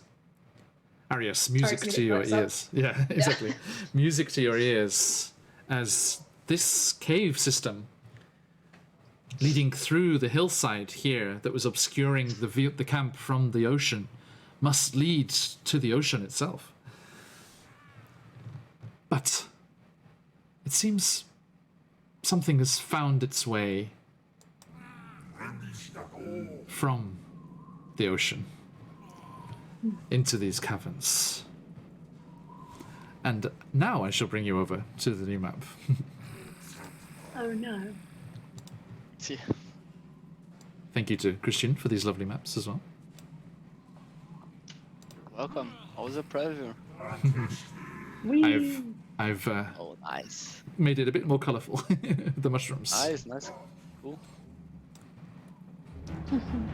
Okay. Now, I need to do your night vision again on this token as well. Loose. So can you go? Yeah, stay there. Night vision. Bear with us, folks. Quickly sorting this here. Boop. There you go. Okay. If we have night vision, do we just see like the fork or? Like... You can see what you can see. Okay. Yeah, so you can see past. Now, Scuff, I think you got the best of you there at the moment, probably. I got a little thing with me, so I should have a little bit of light. True. But it doesn't go very far, I'm afraid. But you can see That's other patches of mushrooms off in the distance, illuminating the scene in front of you. And Scuff's gonna head this way, just to the wall over here, just to like have something to hide against as the some light in front illuminates the area. okay. So yes, you move across the space there, and you see strange creatures that I think you'd have heard about, if not having seen with your own eyes. Oh yeah. You see a group of Kuo-toa. Oh. Humanoids. Why is it? Why is that every time I play a campaign with you, we always end up meeting Kuo-toa? That's true. Yes, we did it. We did it down to Slublued up last time, didn't we? Hey, Patience, good to see you. Okay. Sorry, that was not on purpose. But you do see a large... yes, Ranger. You do see a large cavern opening up to the south there. And lit as it is by these strange mushrooms, you do see a few figures moving around in the large open space. Sorry, the emotes just kind of like walked straight towards you, like walked along the corridor on the screen there. Now, you see stones must have fallen from the ceiling above, lichens and other subterranean plants growing down here, as well as the mushrooms giving off their various hues of light and bioluminescence as they illuminate the chamber. But also, you see a great pile of stuff. Crates and barrels and bags and all just jumbled together without much care. New shines. And quite possibly.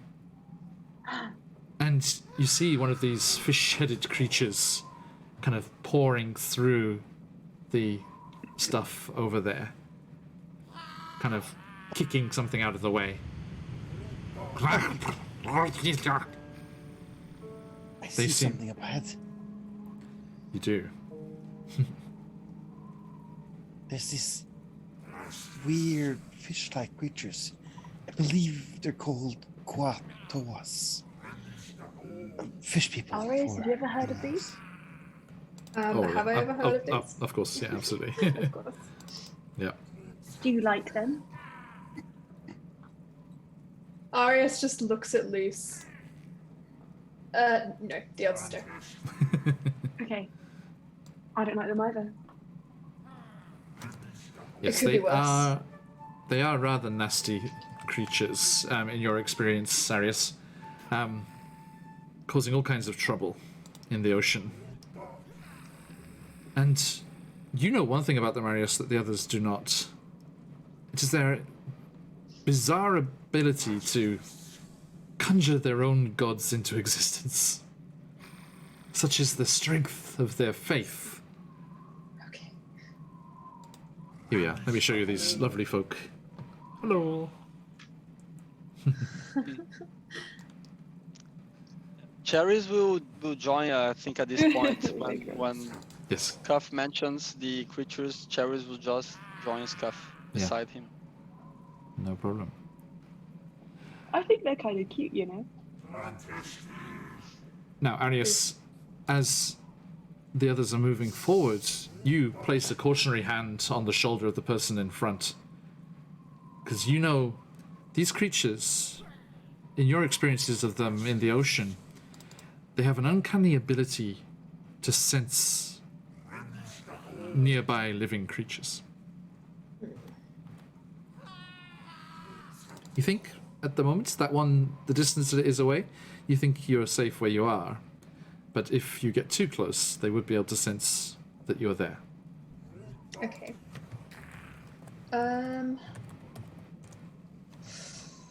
I'm going to relay this information to the party as I am exhausted, and I want to make sure that people are up for whatever we do. Yeah. So, this Kuo-toa, they're not generally known to be extremely smart, and can probably be tricked stupid. if we, if we want to go that route and try to get past them without having to kill them. I do really like tricks. I love to play a prank. Yeah, Like, but they're not known like, to. but like act. They're known to create weird gods. I'm sure if we could present ourselves as one of these strange gods, we might be able to trick them into believing it.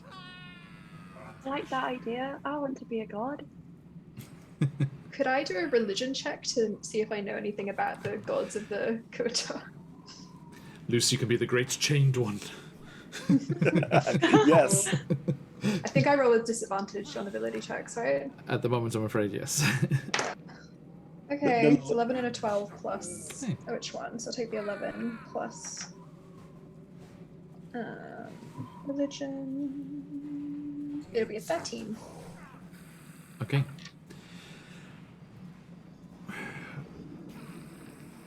You have heard of the more famous deities, the ones that were the most popular and the ones that spread the furthest amongst the Kuo-toa populations. But even those disappeared after a time, because as easy as able as they are to conjure new gods into existence, they also quickly forget them as well. Now, Can I make a perception check to see if I can hear them discussing any godlike creatures or entities? you can. What language are they speaking in? That is the thing. It's 14. 14. Okay. It's a little distorted with the echo from the chambers and the sounds of the waves crashing somewhere off to the east. But I believe... Hang on, let me just double check. Whatever language it is they're speaking, it's not one that you are familiar with, I'm afraid. I'm listening, but I can't understand a word they're saying. Guys, why don't we just invent a god right now? I think this is a really That's great fun. idea and sounds really fun. Yeah, and if it goes south, we can always just, take the second option. Okay. Now, think I Scott, knew What have we like got on gods. hand that we can use to make ourselves look like a god? I can, for example, use magic to conjure a harmless sensory effect, which could look pretty cool. That could look cool. That could be good. I could present you to them. Present you as the speaker of the god. Herald. The I can cause herald. tremors in the ground. Yes, That do you could work. speak their language, Arius? Can I have a listen to see if I can do it? Please. Okay, perception. Please. Disadvantage. It's not as good. This is gonna be. Oh, I have a +6 perception though, so Nice. 14. Okay. They are not speaking a language that you speak, but it's different. Like these Kuo-toa, the ones that you met in the ocean, are not the normal ones. These creatures are more well known for emerging up and living down in the Underdark. This system of caves and caverns deep below the earth. And as such, their main language is Undercommon. But the ones that you were aware of in the ocean, and seemingly these ones too, had enough Aquan scattered among their language to be able to get a rough idea of what's being said, if not to have a conversation. Okay. And you hear the larger one. I don't. Can anyone see it? I don't know if you've got eyes on or not. There is a much larger one down in the south end of the chamber. I can kind of see it. Yeah. Yeah, I see it. Oh yeah. That's the one that's got the deeper, growlier voice, and the rather desperate sounding screeching ones are the smaller Kuo-toa. The large one seems to be shouting about paying their new lord the proper penance, creating an effigy worthy of their new lord. And they're gesturing to what you can see clearly to be the remains of a Chessentan statue. You can see the marble of the original statue, draped and somewhat concealed in seaweed though it may be. But much like many Greek statues that we see today, large chunks of it are missing. And they seem to be rummaging through that pile of goods and bits and bobs that they've found, looking for something that could replace the missing parts of this statue. Do we have something we could offer them? We could pretend to be a messenger from their gods. We offer them the thing, and then we pass through peacefully without having to fight them, maybe. I mean, we have mushrooms. Okay. We have mushrooms. Charlie, thank you so much for the donation. You're awesome. Everyone, sorry, just while I'm saying that, we are today streaming for Operation Supply Drop. If you are able to, please donate to this very worthy charity, and in doing so, help the party, such as this inspiration that goes to Luce. Whoa! Thank you, Charlie. Good to see you. You know, Cherries, when she hears this plan about faking being gods, and Arias, did you? I think you told this situation about them trying to do something with the statue to the whole group. Did you mention it to everyone? Yeah, he'll translate vaguely what they're saying. Yeah. Okay. In this case, Cherries, knowing this, she says that maybe we could pose as benevolent gods. And we could say that we heard about their problems and we want to help them. And I have a little trick that can, and she smiles a little bit, that can maybe make me look like a god. But if everyone has a trick, why don't we try it? Let's see what happens. I mean, I can make it look like I'm walking on something. Arias, do you need me to help you? I look like a sea elf. They probably know that I'm not a god. Well, you could be our speaker. I could, but if they see me, it might be a bit. We could combine. I mean, in the ocean, at least, things have. If they can sense multiple life forms, some things in the ocean have multiple heartbeats, like an octopus, for example. If three of us got together and pretended to be one entity, it might be a bit more convincing. And I could do the speaking. Nice idea. 3. Yes. Okay. I can bind us together using nature magics. Cool. I'll make our voice boom.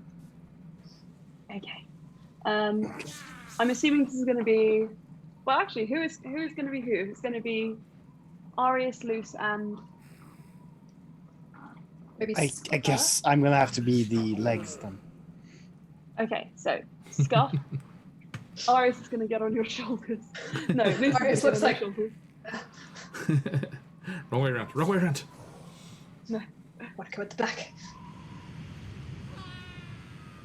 And then once we're all in place, I don't know where Arias is going to fit in. He'll go from the back and like the... So he doesn't have to face them. He's like, "This is good. I feel great." This is Sure. peak D&D here. Yeah. Once we're locked in, I will create a tiny harmless sensory effect. So I'm going to make a golden sort of like orb. It's going to sort of shine, just obscuring us enough with like, you know, the light of the cavern, that kind of thing. Okay. Like casting us into ambiguous lighting, and I'm just going to keep that going, so that we might look like some three-headed biblical thing. Excellent. Okay. So I could actually Trace, yeah. I could actually even add on top of this because I have mirror image.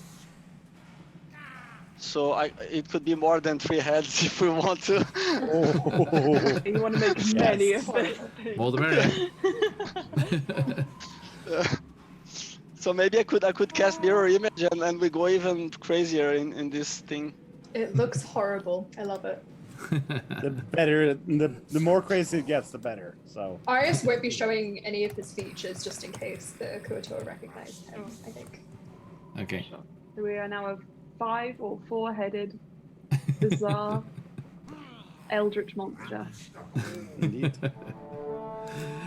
All right. I'll start like just lightly humming. Okay. So, how Arius? How are you concealing your appearance? I'm gonna try. You said we had 2 guard uniforms, right? Yes. I'm gonna try and wiggle under because Arius is quite skinny. He's gonna try and get under the tunic of one of them and stick to Scuff's back as best he can. Okay. Makes Okay. sense. Noted. So yeah, you're in the creature. Yeah, he's in the creature. He's like, Okay. I will not be perceived. So we have 4 legs. How many heads did we end up with? I lost track. 6, I think. 6 Like heads. 6. Okay, Charisse, what are you doing? Well, actually, I think it would be nice if I cast mirror image, I guess, to add on top of that. So it kind of duplicates me. I'm not sure if it's gonna work, but it duplicates me additional 3 times. So it's for me, 4 times myself. So we've got like cherubim around us, but they're just cherries. Yeah, that could work. Excellent. Okay, so once you've formed this creature, this celestial being, abyssal being, I'm not sure which way are we going from. Eldritch. And are you just going to proceed into the room? Yeah. I think I would like to make my voice boom from the back and just start announcing our presence as we come down. Okay. Do you have a spell to augment that, or Thaumaturgy, I'll use. you do have it? Okay. Cool. All right. We. Okay. So as this hideous creature Beautiful. lumbers into the space, there is a as the one that was picking over the various crates and barrels of the stuff there is surprised by your sudden approach. They see you before they would have to sense you. And let's see here. Oh, I see a player. Hello, Patch. So it's finished work. Okay. They have stumbled upon a family of Kuo-toa in the caverns here. Now, do you want to move yourselves down a little? Let me grab you, Arius, and then if everyone moves to that kind of spot there. So down there. Yeah. That was them noticing you there. Ah! Okay, can everyone see where to go there? I don't think I see. For some reason, I don't see. Maybe I'm just gonna go like here. Not sure if this is where folks Yes. That's right. are. Yes? Yeah. Because I don't see anyone there. Let me just double check. You should have Oh. vision. Oh yeah, no, it's because they are very dark. I can see them above me now. Yeah, Okay, yeah, okay. I see them now. Yeah, it's Yeah, it's the colors that make it. Yeah, The glow, that's yeah, alright. the glow from the mushrooms is not very bright. Yeah, that's fine. Okay. Yeah, I wish wish everyone back home could see what Christian's seeing. It's very different to what's on stream. Because dark I vision. believe you can press on him and press, I think it's Z, to show what he can see. Well, sorry, the instance of Roll20 that's on stream is a different instance. Yeah, but you can see through other people's eyes in Roll20. I can, yeah. I know how to do it for myself. I'm not sure. Oh, an anonymous donation. Thank you so much. Thank you. And Charlie as well. Thank you so much. Okay. Games Tavern, how much was the anonymous donation there? So we can get that in play. Thank you, whoever you are. Mysterious benefactor. Okay. Oh, Jack as well. Thank you so much, Jack. Nice. Okay, we will get those into play ASAP. So, you start making your way forwards, uttering strange noises. Go!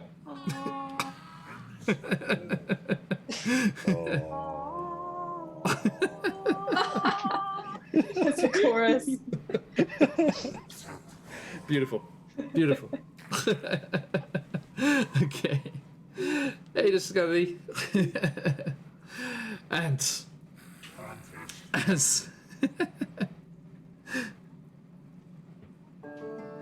as you are making your way towards this creature, it looks up.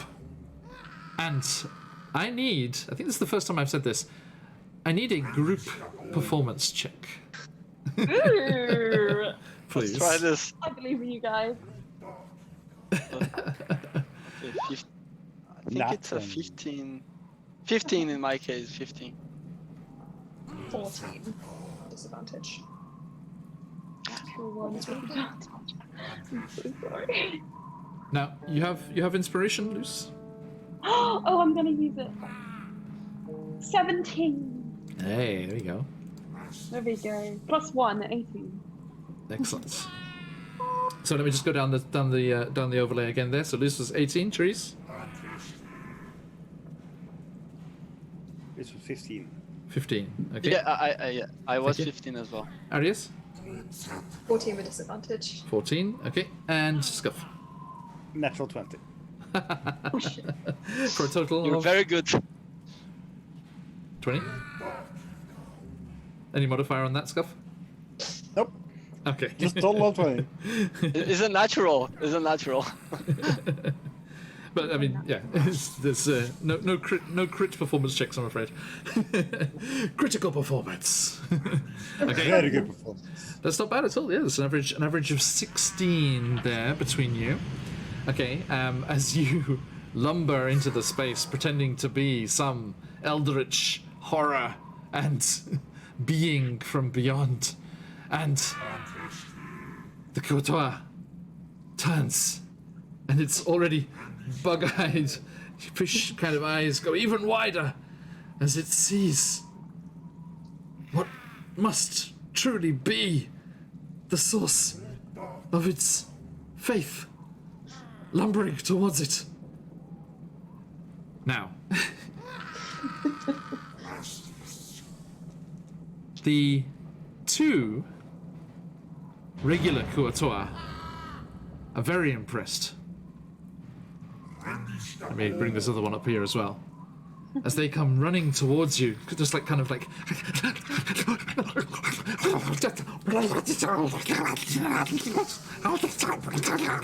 and they just like collapse to their knees in reverence, just like raising up their little webbed fingers and just worshipping this entity that just visited them from wherever it comes. And you Sorry, excuse me, when I get rid of an idiot in chat. Da, da, da. I think, if I can. Wait, chat. Sorry, folks. Doop-a-doop-a-doo.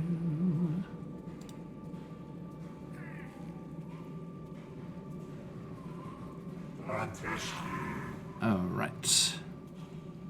So, as you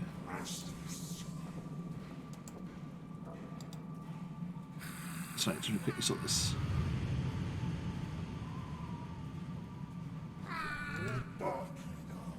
You should give us, well, some of us, some mob privileges so we can start doing it for you. I will, thank you. Saves you the time. Yes. Sorry, I usually have someone in chat. I see an Aelin. Hello, Aelin. Aelin, happy birthday, Oh, happy birthday! Nice. Yay. All right. Thank you. Okay. Now, as you, yes, are doing this performance of this being, and these two Kuo-toa fall, the larger one down beyond them, who is the head priest of their previous religion, looks very perturbed and angry at this pretender, this fake god who mocks their true faith. And he comes towards you. And he shouts out, and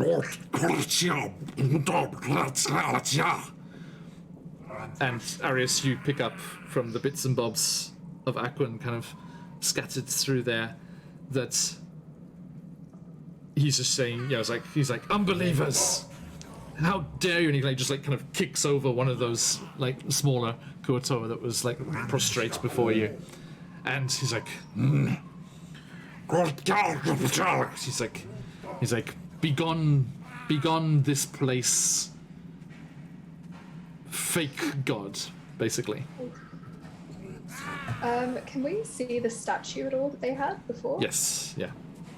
Okay, what does it look like? Does it look humanoid, but it's incomplete? Yes, so it's like the ancient Greek broken statues that we have today in museums and the like, and it's missing an arm and the head, and you can see where the arm was lashed on with kind of seaweed and kind of twine.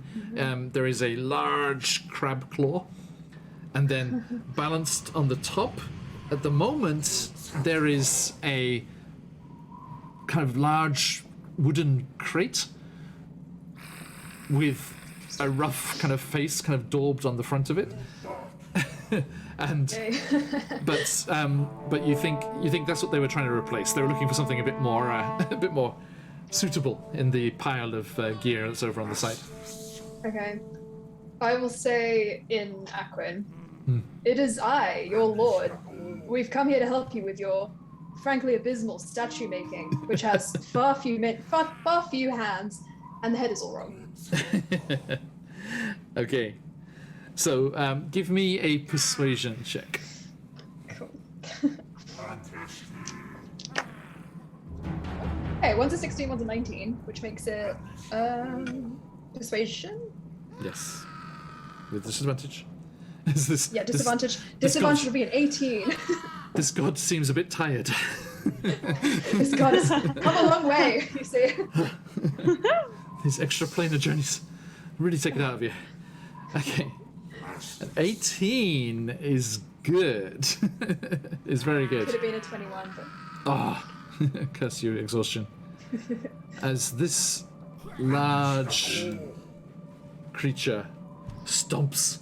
Look at him. The face. Wow. Comes stomping up the hallway. He narrows his eyes. When you said that, what were you speaking? Aquan? Aquan, yeah. Okay. And he replies in more pure Aquan. broken. Not fluent by any means. Oh!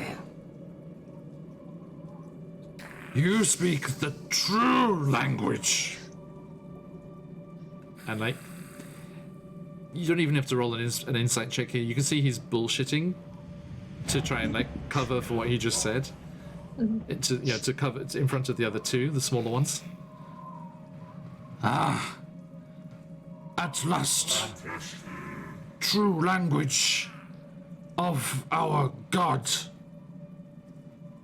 You, unworthy. And he kicks over the other one that was still on its knees. Visitation from beyond. We praise you. And he kind of pauses in a insert name here kind of way. Just Lord is fine.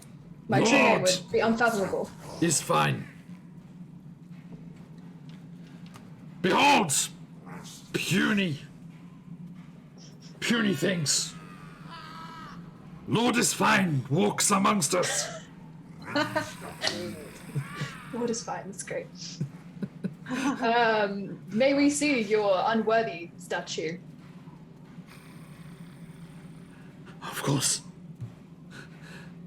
These two puts together the mockery. And he reaches down and just like pulls one up by the back of its thing. It's just like, "Ah!"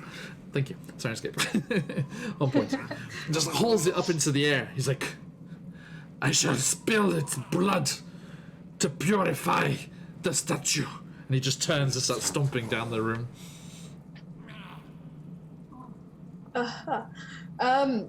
Actually, we came to suggest better materials that you may be able to use. We saw from above that you were creating this mockery and wanted to inform you better. And I don't think blood was really on our list, actually. Apologies. How dare you threaten to spill blood on the statue of our Lord? Lord is fine. He's like throws the Kuo-toa down. Now, at this point, hey, Chachi, thank you. Other curious entities are drawn by the sound, and you see more Kuo-toa that were off somewhere in the passages, it seems, starts to appear from the various tunnels around. And he just swings out. Behold!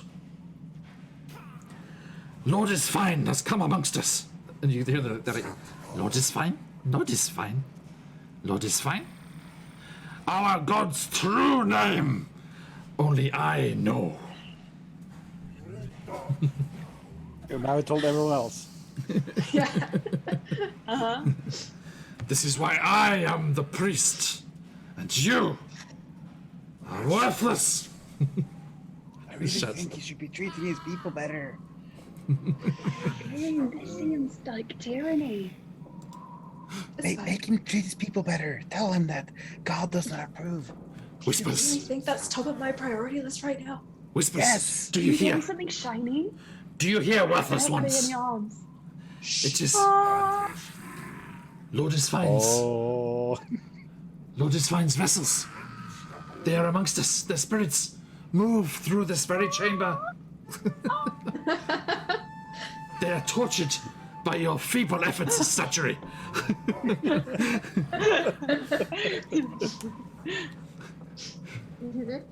Therese, what are you doing? Should we start to leave soon? Therese, what are you doing? I am actually just following the flow, and they seem to be doing a good job. So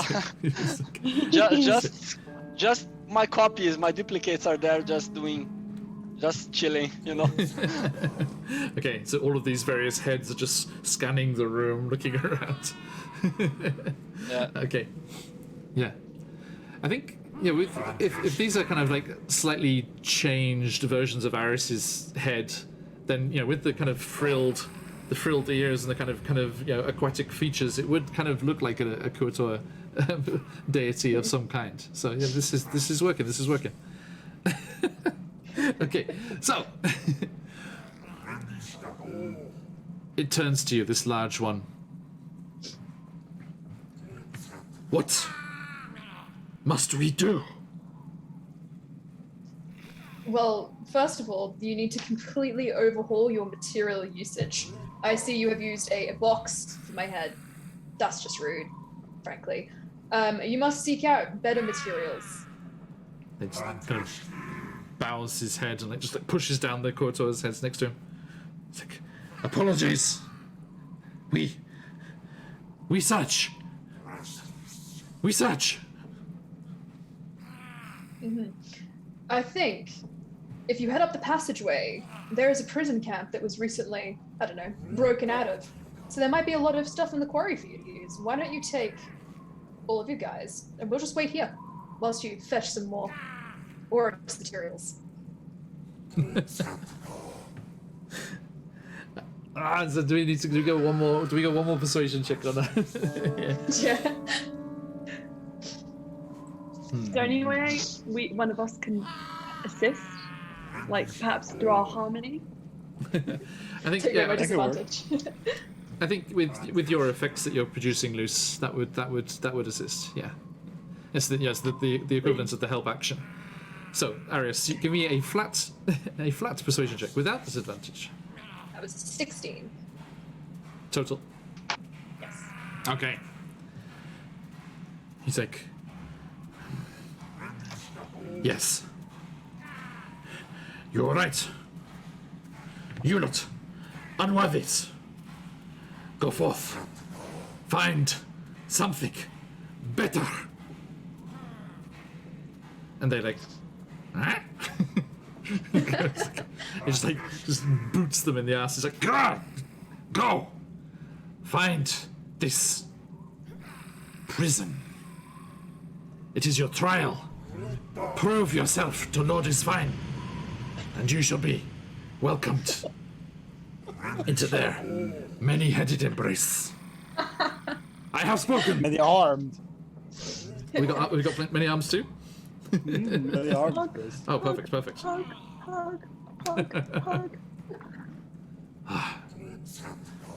Now, all of you, go. And you hear, they just all the other smaller Kuo-toa just kind of rush past you, bowing their heads and just galloping up towards the tunnels the way you came, and you could hear their cries disappearing off into the distance. The head priest is still here. Hey, Evan. So, what's in your big pile of stuff that you could show us in the interim? Are you gonna go over and investigate? Yeah. The unworthy. The unworthy could not find anything. I'm sure it is all rubbish. 11. 11. Okay. I have a look. Well, yes, as I say, you do head on over there, and hang on a second. Let me just figure this out here.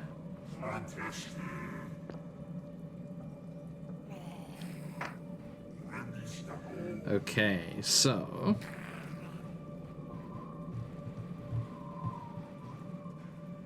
all right, you, Luce, Arius, Scuff, may go onto your character builder on your character sheet.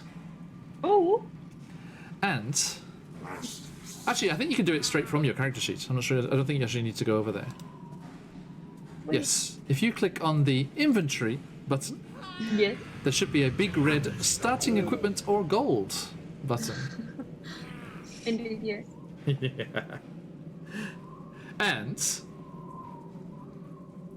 you may click that and choose starting equipment. Yes.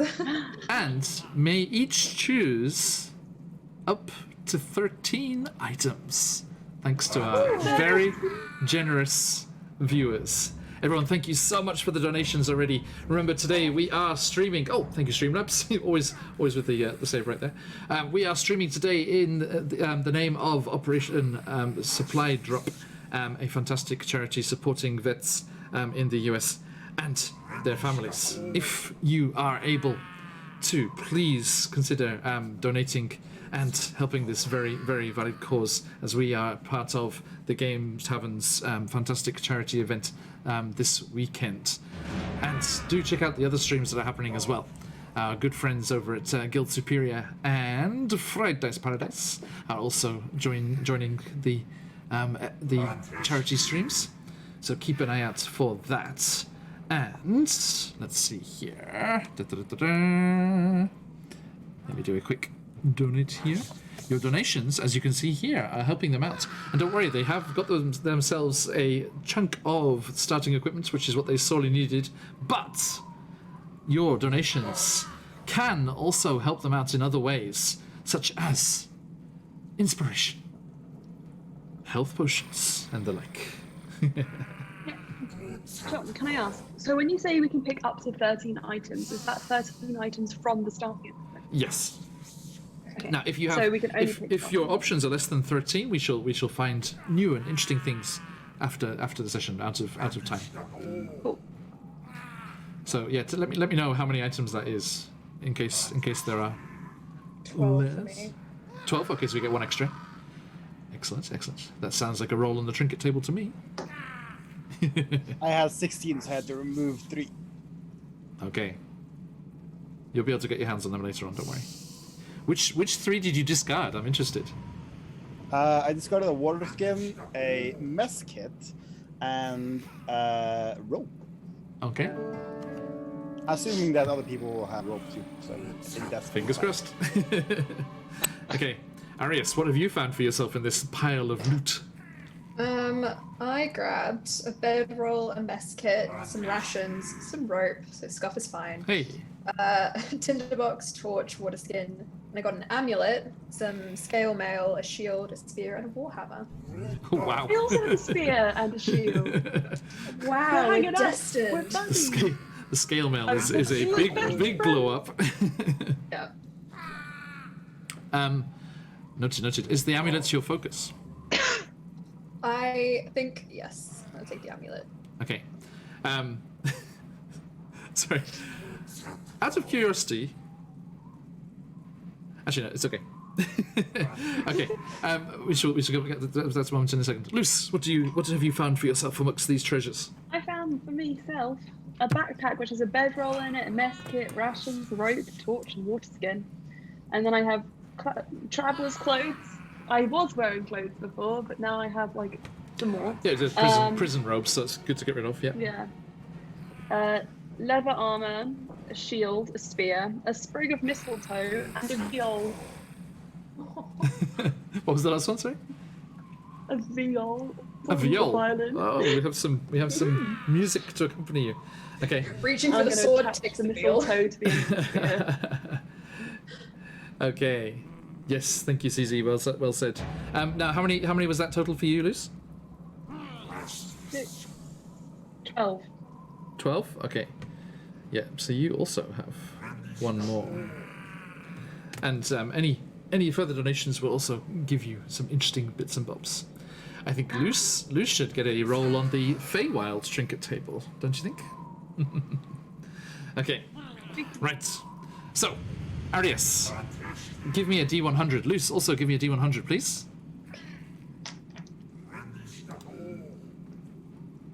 84. 24? 84. All right.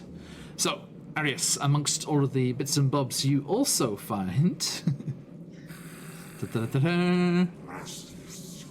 Ooh, a multicolored stone disc. Interesting.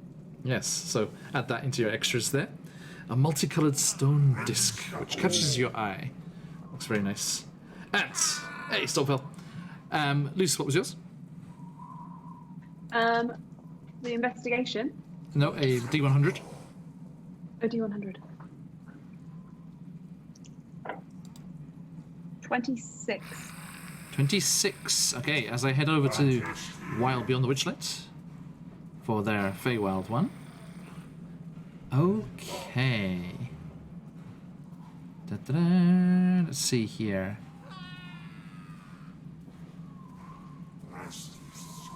Okay. You discover a soot-stained sock. Oh. I put some rocks in this. Sweet. Okay, now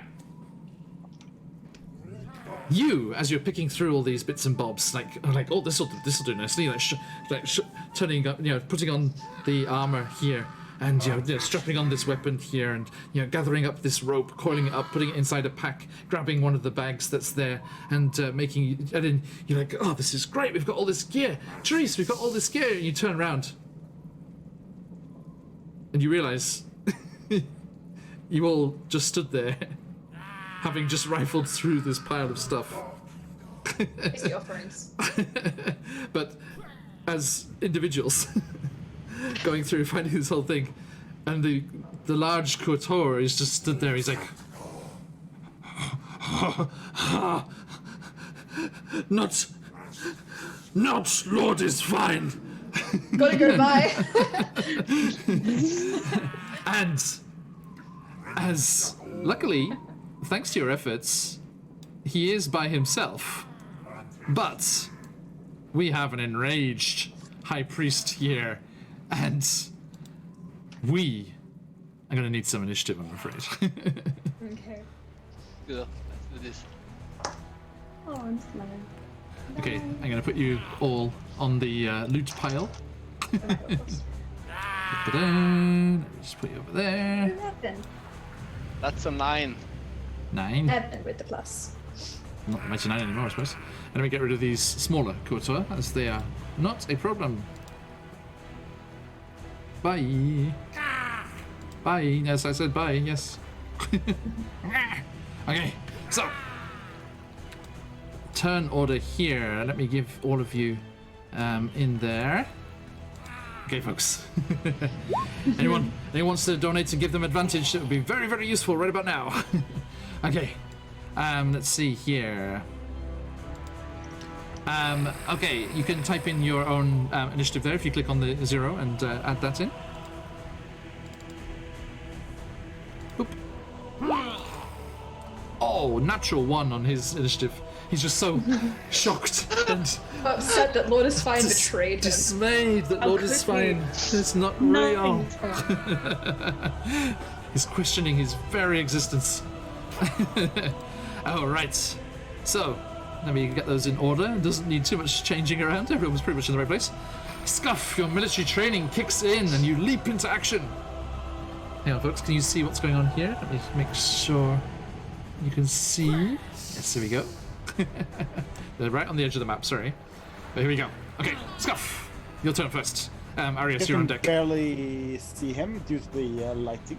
So he will look towards where the creature is. Not able to spot the creature. He will look towards his friends, which are in the very dark. And Yes. knows where they are, he just can't see them. As he will step forward towards the creature, hoping Yes, to avoid- unfortunately, sorry, let me just quickly say, yeah, unfortunately, the that area of the cavern is not bathed in a mushroom glow, but you do have a mushroom of your own, so I will give you 10 feet of low lights. I can There you see go. something. There you go, mate. Was that 10 feet? Because that seems very far. I clicked 10 feet. That is very far. Yes, so we'll definitely step forward. So look here, low lights. Oh, yep, sorry.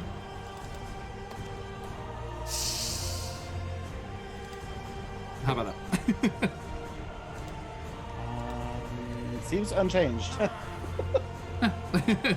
Okay, never mind. It's fine. It's fine. Never mind, it's fine. Yeah. Scuff steps forward, wielding a a odd shield with a it seems like a V on it, Okay. as well as what seems like almost like a curved blade. He steps forward towards this creature, Now, brings Scuff, his sword up. there is a phrase I would like everyone to remember, and I want to use just to kind of get us into the world here. Instead of a greeting and a hello, we say Kiara. Kiara. Okay. And the other word I want to try and get into the vernacular on the stream here is that one I was using before, that malaka. Yeah, malaka, which is just basically just like a expletive. You can use it as an adjective, like this malaka sword, or as like a phrase like this idiot or this fool. So yeah. Yes, indeed. So how about it, sir? Well, yeah, Scuff steps forward, looking towards this thing, trying to get in between it and his friends, especially trying to protect those who are already tired. Yes. He will even go as far as to go here, just to stand in between as much as he can. Okay. He will then launch one strike towards it, hoping to debilitate it and discourage it Okay. from fighting his friends. Go for it. Plus...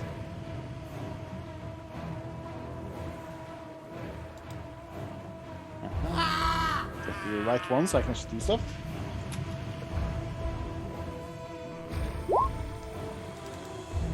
It's 17 to hit. 17 hits. Give me that damage.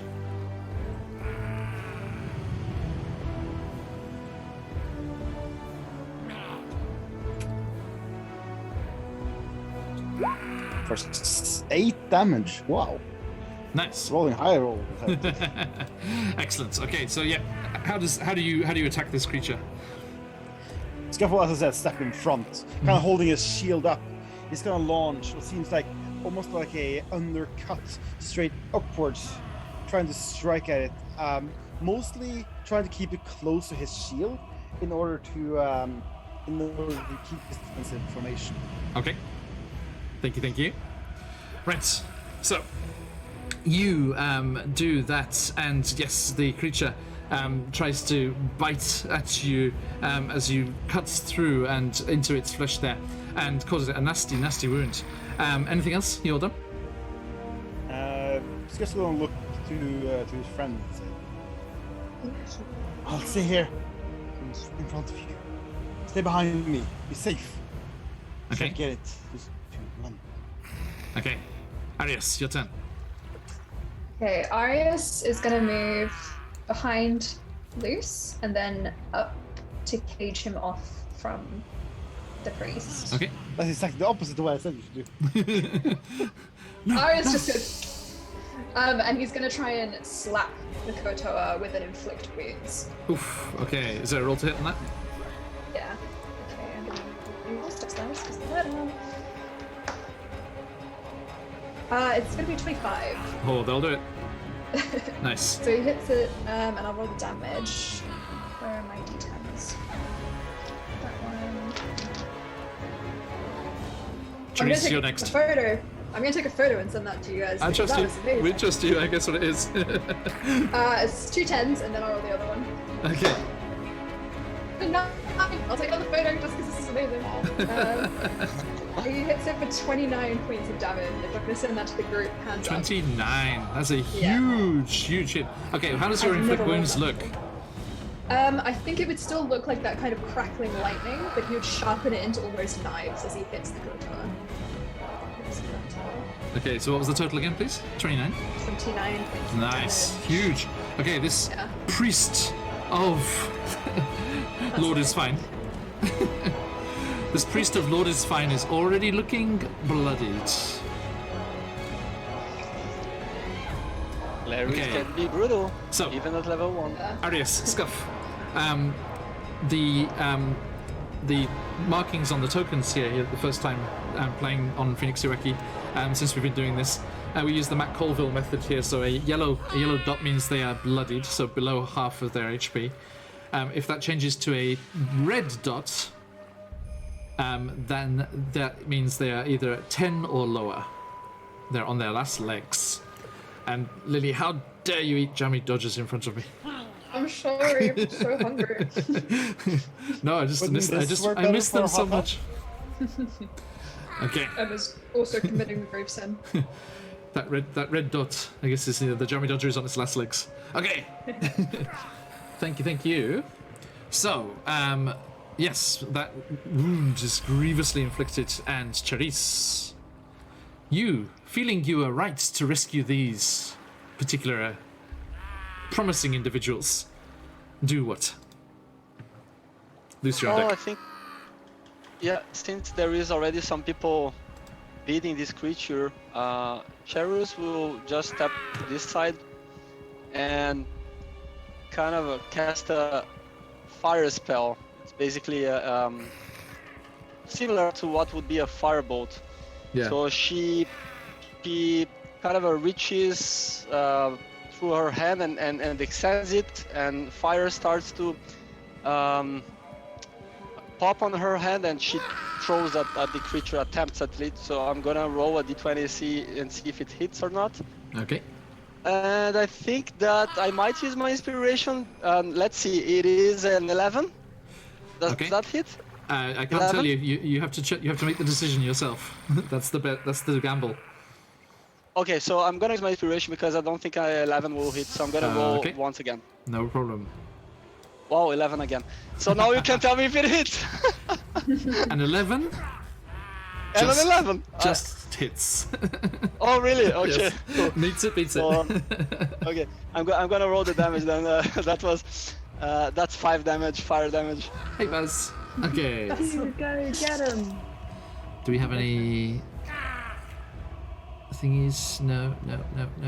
I rolled very low this time. No worries. All right. Okay. So your fire. How does this fire attack look?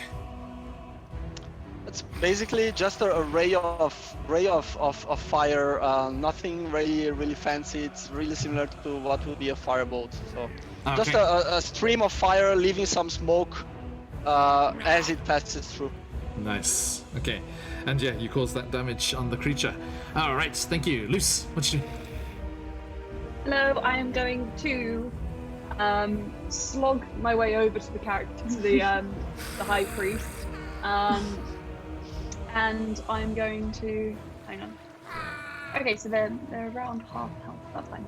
I am going to just kind of go. Must protect. Slash. I'm gonna slash him with a primal savagery. Yes, I love primal Oi. savagery. Okay. How does this look? So you see Luce's sort of hair kind of begins to like bloom with these like golden sort of like leaves.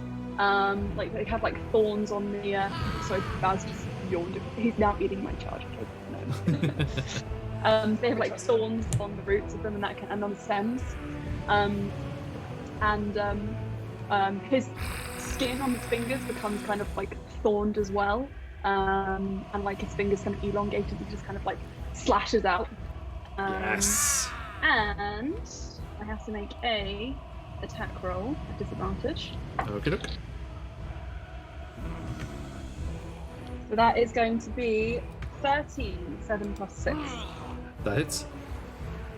Hits, amazing, and that is now Yeah, worth what dice are. this head priest is not very well armored. Great. So that is 5 points of damage. Excellent. Thank you. All right. No worries. So yes, your claws rake across the kind of rubbery, grey, slimy flesh, and he's like, ah, and you false god, strike you down, As a bonus action, I would strike like to you wield my down shield, in so Lord I have- Isfine's name. I will. Sorry, a shield. I drowned myself out with with religious fervor there. What was the last action there? Bonus action, I wield my shield. Just so that I Noted. have that bonus. All right. Okay. The creature. Choices.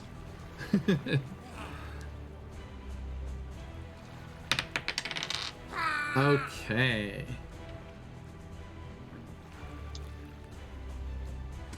So, the creature rears up and looks down at you indignantly and goes for this clawed, savage creature in front of it.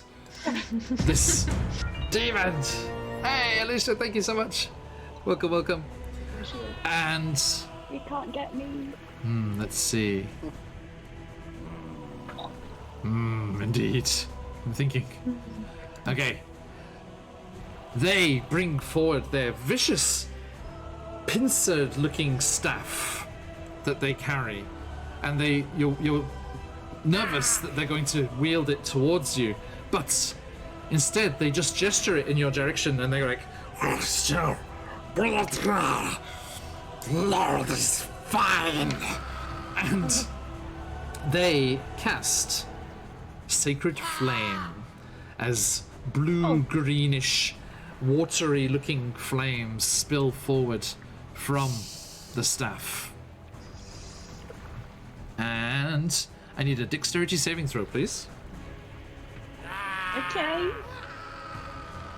From So Loose. This is loose. 17 plus 4, 21. I'm just need to check if exhaustion does only actions or saving throws as well. Nope, I think it's just ability checks. If Okay, memory cool. So it's serves. 21. Wow. Okay. Yes, you. Actually, but you will have disadvantage from the ball and chain. Sorry. True. That's true. Cool. I can confirm Cool. that. 13. 13. Okay. That is just not quite enough, I'm afraid. So you're like, you leap out the way, and then you just like find yourself like trapped in place by this ball and chain. And you're like, nah. And there's just these blue-green flames, almost like tendrils of water, just wrap up around Luce. And I'm afraid, Luce, you take 8 radiant damage. I look like I'm dying. I just Sorry, go like, it's a D8, I got max, Am I I'm on the afraid. ground? Okay, so yes, radiant damage from the Kuo-toa's wrath engulfs you. And please kill him, stab him to death, please. you are I'd quite like to live damaged just a bit longer. every which way but loose. Haha. And brings us around, to Scuffels. have a look at him and look at his friends now, relatively injured. Hey! Over here. Hey! It's gonna try to get its attention, and actually it's gonna try to lift its weapon far up, like towards its head, and attack straight towards the head, like with an overchop to get as much attention as possible over on him. Okay, go for it. It's here a 22. Definitely hits.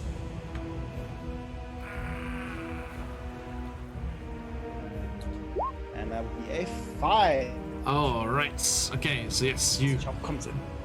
swing over, and yes, the sword just whistles through the air and cuts into the priest's shoulder as he tries to raise his staff to block it, but is too slow. Focused as he is on this demon from beyond that is loose. I am your challenger. Look at me. Take me down. The many heads of the pretender. The many heads of the pretender. And Arius, it is your turn. Okay. Can I is Luce on the floor? Nope, they're still up. Okay. But looking very, very bad. Luce, where are you on the map? Because I think you're still behind me and Scuff.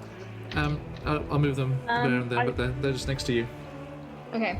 Yeah. I'm gonna kind of like stand as much as I can in front of Luce and just hiss at the Kuo-toa. And can I roll an Okay. intimidation check to try and goad it? Yes. Indeed. Okay, welcome in everyone. Hope you're having a great evening or afternoon or morning wherever you are in the world. We are playing for Operation Supply Drop today. If you are able to, please consider donating to this fabulous cause and helping out the players in the process. My D&D Beyond just restarted, so 1 second. No worries. 12 plus intimidation. 14. Your intimidation is +2. 14. Okay, I will give him a. Let's see. Let's go. I'm gonna do a religion check to see if his fervor overcomes this intimidation. Only a 10. Okay, so yep, he is enraged by you there. As you and Scuff are both like, no, over here, no, me, over here, no, me. Me! Hit me. Okay. Sam, but not Arius. Charisse. Well, Cherry's seeing that apparently Lucy's rather wounded, I suppose. Indeed. So legs Cherries kinda will weird. come here. Yeah, Cherries will cast just knee a little bit and touch Lucy and cast a Cure Wounds. Okay, go for it. I was hoping someone else would do that, says the cleric. That's a 6. Excellent. 6 HP. Okay. And then basically like a weak white light covers Lucy's body and closes some of the wounds. Not all of them, but at least some. Okay. So yes, this light, just illuminates the chamber around you and the pile of rubbish that's left behind. Everything else that was in that pile was useless. Don't need any of that, Oh. except the stuff that Scuff had to leave behind. But you do cast that. Okay, so Luce, that's 6 healing to you. And that's it. Okay, and it's your turn, Luce. My turn? Okay. Yes. So now that I'm feeling a bit more, what's the word? Hit pointed up. Alive. Alive, yes. I'm going to pull out my spear. Oh, I'm okay. going to wield it two-handed. It can be a melee weapon as well, yeah? Yes. Cool, because it says versatile. I am going to attempt to whack him. Well, I'm going to stab him with the spear. Okay.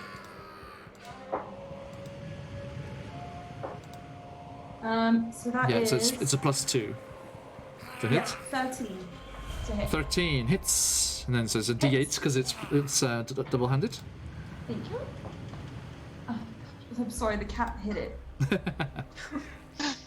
This side of the dice doesn't have any number No on it. buzz. What dice is that now? Bad kitty. One of yours. Oh, it'll be a full one. That'll be the natural 20 or whatever. Oh yeah. Oh yeah. Then that'll be What's those dice, right? 10 points. Nice. Okay. You deal a massive 10 points of damage, and And you notice that when Luce stabs it this time, it looks quite practiced and very precise. Okay. He's definitely used his spear like this before. interesting. Okay, so yes, you attack the creature and plunge your spear into its angry form, and it takes a very, very mortal wound. It gashes across the side, and you see a bunch of kind of bulbous, almost leathery worm-like intestines kind of like spill out the side. If it, excuse me, we're going too far there. And you see it is on its last legs as this vicious cut emerges from the demon from beyond. And that brings it to his turn. Now, Scuff, you and Arias were both saying, me. Do not worry. It has 2 attacks. So, so first it goes to bites Arias. Cool. Yarr. 16. Yes, but when it... Oh no, wait, meets it, beats it, but when it hits me, I'm Yes. going to have a reaction for it. Oh, okay. So it lunges forward with its large maw opening up those small, jagged, piranha-like teeth, hungrily biting down on this, this travesty of a fake god for 5 piercing damage. Okay. And the reaction, yep. Yeah. As it hits me, I'm going to bear my own sharp teeth in it. Yes. And can you please make me a dex saving throw? Yeah, what's this? This will be Wrath of the Storm. Wow. Okay. Is that one of the cleric? Is it the channel divinity? It's the Tempest cleric reaction. Awesome. Okay. Oh, so yeah, you get your domain like right from level 1. Yeah. Nice. Okay, so a dex save, yeah? DC? 14. Okay. 16, I'm afraid. Is it halved? Be half damage. Yeah, Okay. half damage. Let me get the dice. The little damage Could still be ones. bad. Are we doing lightning or thunder? I'm gonna go with lightning damage. Excuse me. For better or for worse. Or it'll be 3.5 points of damage, so not as much. So here it comes. Just reach out. I think we're getting kind of like X-Men Storm vibes here. Your eyes like glowing white. Hair stands on end, Ghibli style. It's great. Fantastic. Okay. So, actually, you say that. If I can quickly do this.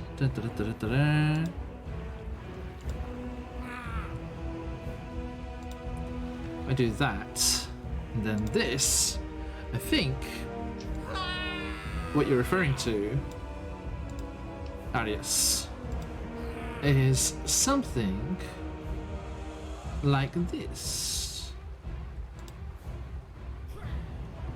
Like this, yes? Okay. Yeah, exactly. That's Gotcha. the one. Okay, just wanted to check. So, Arius's hair rises up off their head, lightning crackling around it. Ah! And you can reach up, look, here we go, in the hand. Ah! Yes, as the lightning bursts forth. And that was 5 damage? Or halved, I think. 4, okay. If halved, yeah. So it was 7, so either 3 or 4. I'm not sure what we're doing. Down, rounds down, I'm afraid. So yes, but 3. that is, it was already on its last legs, so it's even more on its last legs.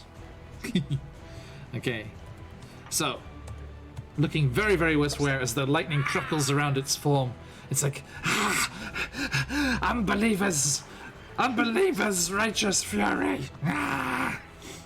And then it goes, and as it's lashing about with this kind of energy crackling around it, it strikes out towards you, Scuff, with this nasty pincer staff.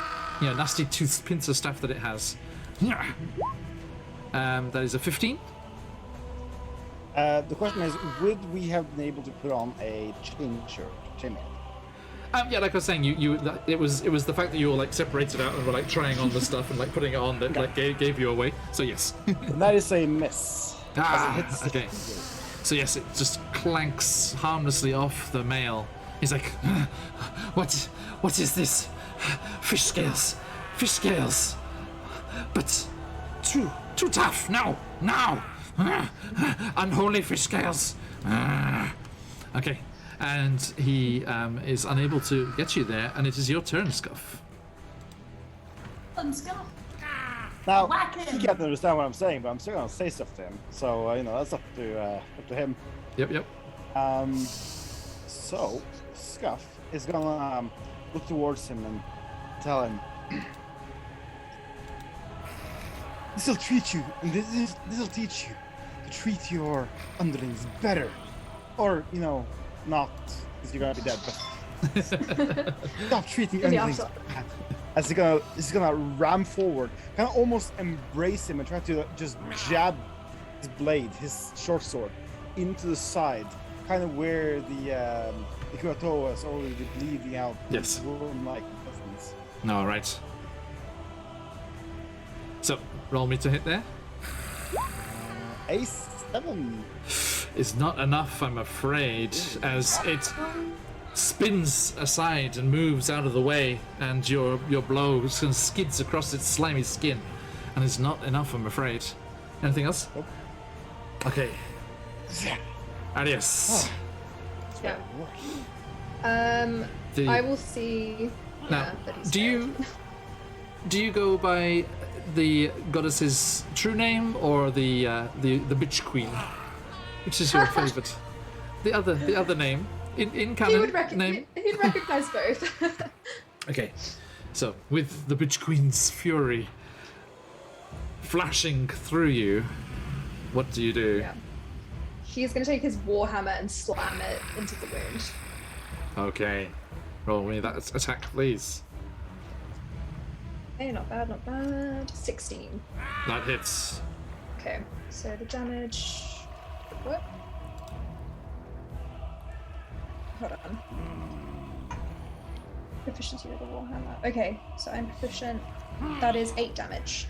8 damage. Okay, and I am delighted to say, Lily, on your first appearance here on our channel, tell me what happens. Cool. I think Arius just slams the hammer into the Kuo-toa's ribs and knocks them sideways through his chest, and all of it is just still out the side. Oh, okay. So yeah, I think you actually hit it on the opposite side to where that wound is, so it just kind of Yeah. like where it's already damaged. Yeah, so the ribs, you see the ribs just come busting through the skin, and as its innards spill across the cavern floor, it raises his head up to the cavern ceiling above. Lord is fine. I'm coming.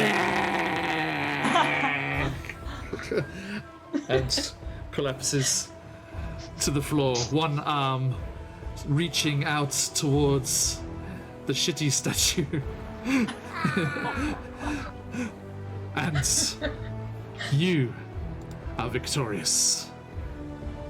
Luce is like awestruck. Wow. With fish guts under his eye.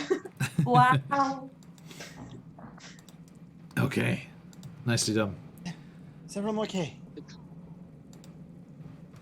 Yeah, I'm gonna chug a healing potion if that's alright. Absolutely. I think. Thank you, Donita, for that. Thank you. Thank you for saving me, Miss. What's your name? It's cherries. Thank you for saving me. You're very good at stabbing. I had to learn to fend for myself. Let's say Oh. this. Yeah. I can't relate to that, Now, but I Therese, respect it. Therese, you have a very kind of worrisome idea that all those Kuo-toa will be back pretty soon. You should probably continue in the direction you think due east out of the cavern there is probably the way to head. So I tell folks, so let's take this opportunity since we are thankfully all fine, and let's move on and get the hell out of here because these creatures are weird. So And yeah, everyone, smelly. if you want to make yourselves head in as much of an easterly direction as you can, you start quickly making your way through. Scuff, Scuff's yeah. gonna give Luce a helping shoulder. Thank you, Oh, Scuff. could I try and use my warhammer to break Luce's chain? You can certainly try, yes. Oh, hey, Arius. What are you doing with that? No! I don't know if it's enough. It's going to be a 15 with the hammer A 15. on the chain. I mean, it hits, but roll the damage. It will be. My D&D Beyond keeps doing this. No worries, no worries. Back. Difficulty being that I've got 2 Arius character sheets.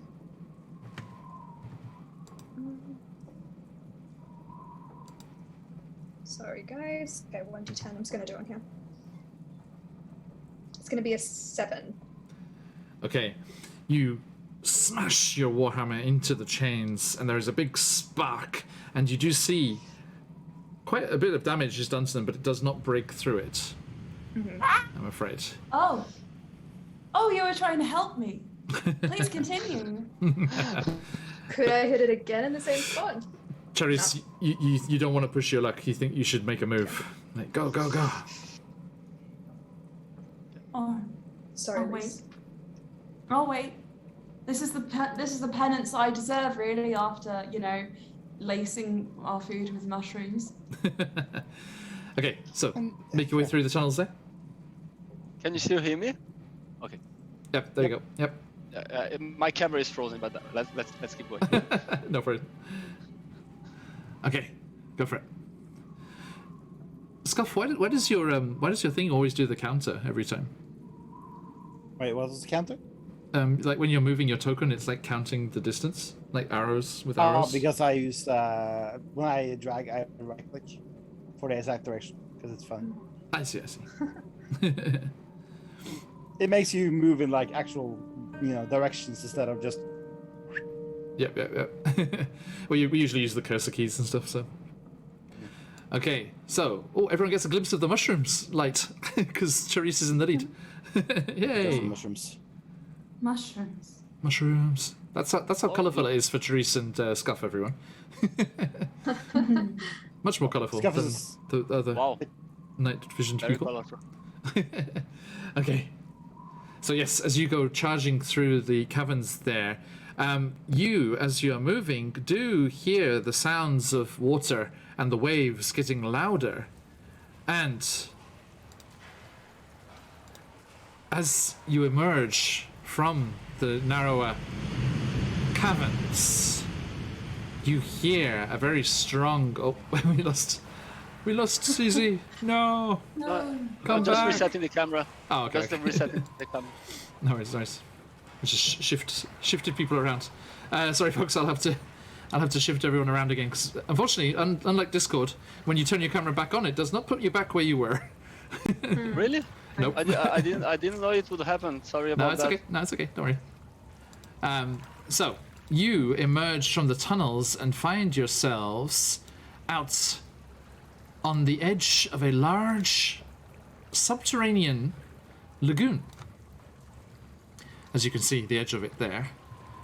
And you see where the sound has been coming from, as the ocean seems to be connected to this lagoon. And you can see... Is that moonlight? Has the moon come through the clouds since you entered the caverns? There is a source of illumination below the water, out beyond the edge of the lagoon, which makes you feel that is the way you need to go, but Luce should not go underwater with the ball and chain on. I would drown, I think, if we went through here, guys. There are gangsters that do that for other reasons. And boom, there we go, back in the right spots. And you, yes, you find yourselves at the edge of this large body of water here. Oh, Luce, you too.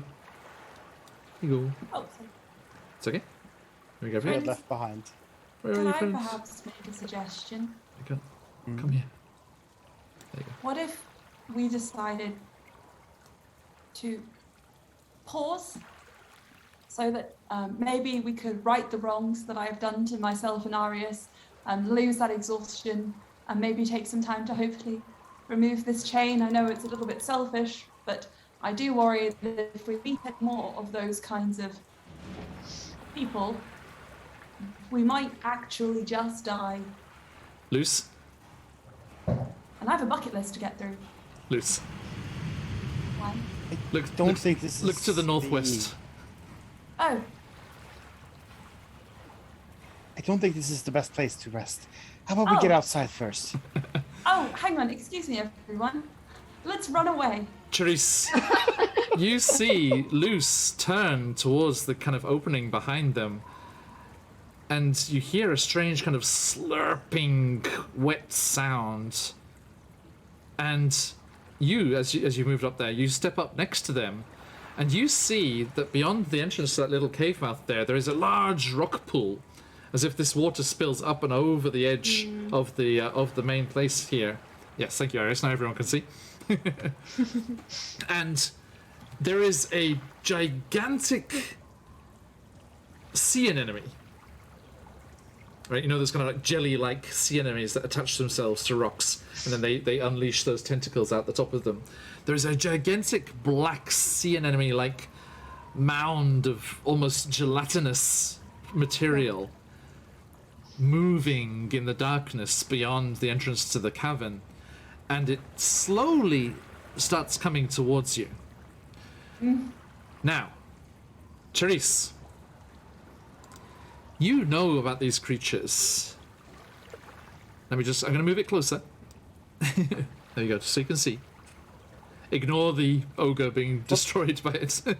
For the record, Scuff does not see this at all. Okay, you can't see? Nope.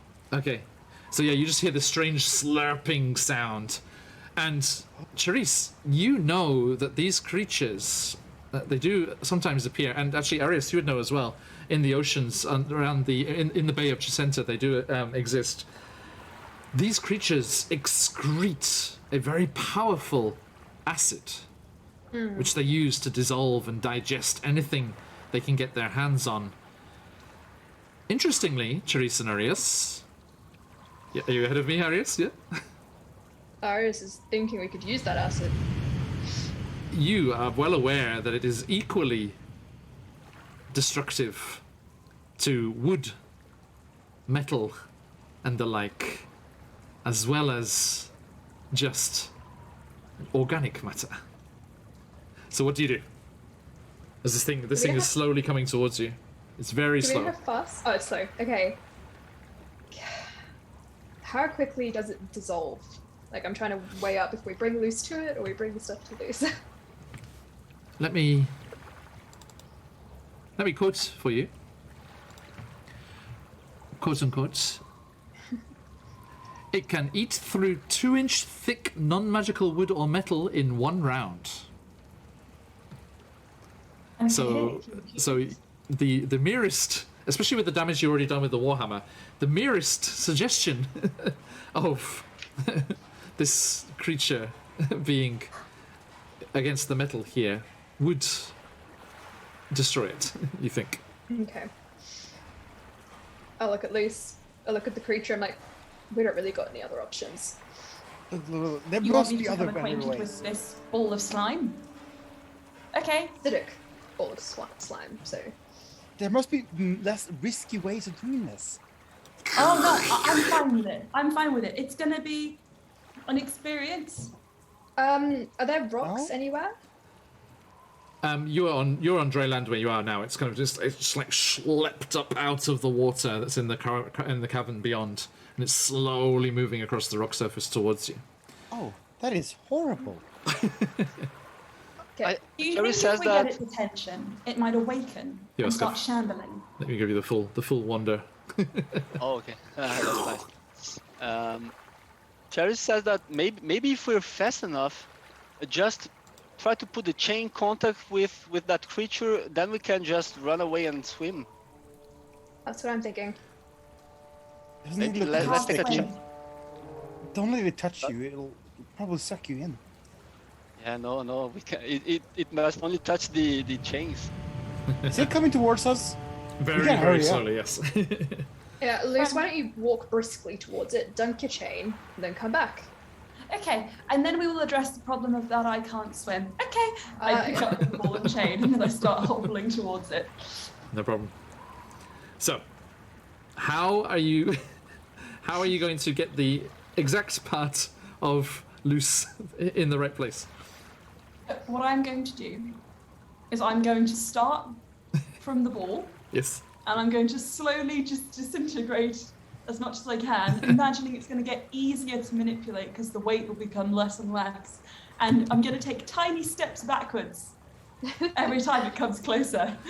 Well, the ball, the main ball part of this is attached to the chain that's between your legs, right? It's this dangling from that section of chain there, which is what Arius hit. And they're thinking that junction there was going to be the weak point. So Yeah. you think if you kind of go in splayed legged and with the chain between their legs, and if it hits the chain. Is it like that? Oh, Yeah. So you'll be left with some rather nice anklets, a little bit of jewelry, but the ball and the main chain would be gone. Okay, I'm going to go for it. Scuff gonna- offers to Like, just I'm going to go hug. legs akimbo. Yeah, Scuff offers to just hug loose back as soon as the chains break. Nice. Okay, so this is like a mini kind of skill challenge thing going on here. Arius, Charisse, is there any way you can assist Luce? I'll give loose resistance again. Okay. What's the details on that? What's it against what? So resistance against any. Hold on. I'll get it up for you. Thank you. Touch a within creature, the target can roll a d4 and add the number roll to one saving throw of its choice if he needs to make any saving throws. Excellent. Okay, thank you. And I can cast guidance. Excellent. Okay. Guidance. So, Luce, I need you to make an acrobatics check Acrobatics? to do this properly. I'm not terrible at it. You have an extra d4. Natural 20 is the first one. Oh. Okay. Disadvantage, clearly. Yep. Unless I'm getting assistance from anyone. Yeah, As Scruff I is thought that- helping you. Is it Scuff helping? You get. I'm helping pull. He's ready to pull you back if That you need to. counts. Yeah. Yeah. So would that be then a straight roll if I'm getting the help action? It's not. It's not on the acrobatics. It's if something needs to be done to help you after and rescue you after, then yes. So this is on you, I'm afraid. This first one. Okay, well, it's a natural 20 and 13, 17 guidance is going to make it. Guidance is a d4. I didn't bring enough dice. There can never be enough dice. 2, 8, it's dirty 20. Okay. Yes. So you deftly maneuver the chain, and this creature kind of hungrily just like is moving forward, just slowly kind of bulges out towards you in that direction, and you plunge the chain into this strange sticky substance, and you immediately hear a hissing sound. You like wait till you're like and then there's like a give, and you feel your ankles move free of the ball and chain. And Scuff, you see that and just heave on the back of their clothes and drag them away. And as it starts to slowly chase after its meal, you all turn and run, diving into the water and swimming towards that dappled illumination somewhere across the way. I'll pull Luce onto my back because Luce cannot swim. Can't swim. Thank you. I can swim very well. I'm sure, yes. Okay, so as you swim down towards this dappled light, this bright, moonlight shining across the side there, you emerge through this kind of jagged archway, submerged beneath the water, into wider ocean. Arius, you feel a real tug, homesickness. You're just seeing what's lying in front of you here, and you hear a voice somewhere off in the backs of your minds. Yes. You want to come back. Come back to me. Come back to the sea.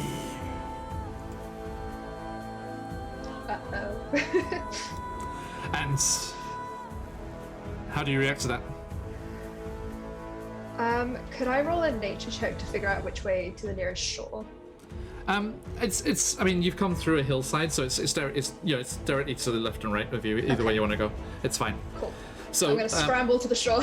Yes, yeah. You pull Luce up out of the water, and the rest of you all swim, fairly easily to the edge of the coast here, up onto a rough pebble beach, and you see cliffs kind of rising up above you, and you see in the moonlight that was shining down through the water, you see this coastline lit up, and you realize where you were taken, because you were bundled away in like a prison van, closed to the outside when you were being transported, and you see down the length of moonlit coast the unmistakable skyline and shining lantern lights and fires of the capital of Chessenta, Luthchek. And you realize that you are very close to the capital and in rather a dangerous spot. But Charisse is beckoning you beckoning you away from the beach towards where a small creek feeds down into the ocean. Therese, what do you say? Well, I look at the group and I say, we might be safe now, but I think we should keep moving. But before we go, I actually know you must have many questions, and I will answer them. However, right now I need to get back. I need to put some wheels in motion. I would like that you meet me in Marath. It's a village southeast from here, across maybe 5 days of travel. And there is a festival happening there, and it's a great place to lay low, away from the capital, away from this mess. So, if you could go there, I will meet you in 10 days there, and I will answer all the questions and explain why I did help you. Because, yes, I have some interest. I would like to propose something to you. And she extends her hands to a pouch, and she gives them a pouch, and she says, here's some money for you to spend at the village with food or maybe accommodations if you need, while you wait for me. And I really hope to see you there, and try to have some fun without drawing too much attention to you. And on your way there, maybe go through the wilderness, maybe avoid roads. And it was really nice to finally meet you. And yes, so I wish you farewell, my friend. Oh, thank you for saving us. You've gone through an awful trial. You didn't have to, but yeah, thank you. Yes. Yeah. Thank you for everything. I don't think we would have gotten out of there without your assistance. It was a pleasure, and actually I think you will be able to help me as well. So let's talk later down this week, and you will understand. I'm sure we will. Travel safely. Same to you. Same to you. Go by the shadows. Don't pay the See you bridge in a taxes. 10-day. And Cherries will turn her back and leave the group then, in this case. Okay. And as quickly as this mysterious woman came into your world, they leave, disappearing between some bushes and scrub on the side of the cliff path and slipping into the shadows. You have a destination. Somewhere to lie low. Somewhere to decide how best to proceed and what to do next. And it could be quite fun. Scuff, you know for certain that this town holds championships, sporting events, a festival that should be round about this time. If you are not waylaid, you should arrive in time. And as... Which town are we talking about, by the way? That was Meth. Meth. Yes. Yes. It is down to the southeast of where you are. Yep. And down here, on the Methmere Lake. Yes. Mm-hmm. The Meth Lakes. Yep. Which is just north of the Meth Wood, which again is just north of the Meth Rocks. Yes. Oh, And you, three, set off in the opposite direction, deciding to avoid the roads, although these uniforms could come in handy. And you start to make your way further south into Chessenta, vowing revenge for all of the injustices you suffered here, vowing revenge against Chessenta's tyranny. yeah, I really want some revenge, guys. I don't know about you. Seek bloody vengeance. Arius puts his hand on Lisa's shoulder and steers him away from the ocean. Now, at this point, this is where I usually say, as a joke, roll credits. But stick with us, folks. We have some important announcements to come after this short, fantastic video. But as I say, yes, you vow vengeance against Chessenta's tyranny. I can for real say, roll credits.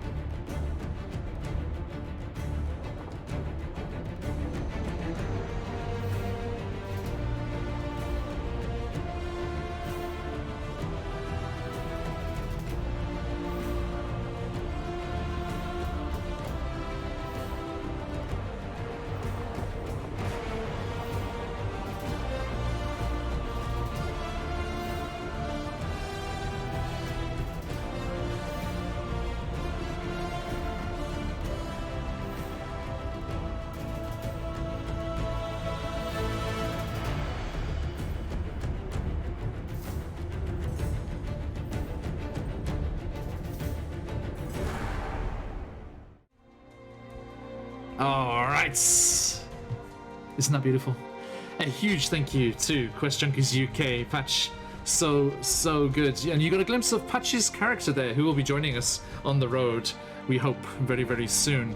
And as we finish for tonight, a massive thank you to everyone that joined us. A huge group of you in all the way through. Thank you so much. And cannot say thank you enough to all of those of you that donated. It's been an absolute pleasure sharing this event with you, and I'll extend the thanks from the Games Tavern as well for all of your donations. Thank you so much, all going to that very good cause. Do support the other streams as well throughout the event, and join all of these incredible streamers in supporting this great cause. And we will see you all again very soon. If you wish to see myself, Michael, and Marin from the channel, we will be over on QuestJunkiesUK. They're in chat there. Give them a click and a follow to play in their Rodania Chronicles campaign tomorrow, Saturday. And then next week we'll be back, Icewind Dale and the Underdark as usual.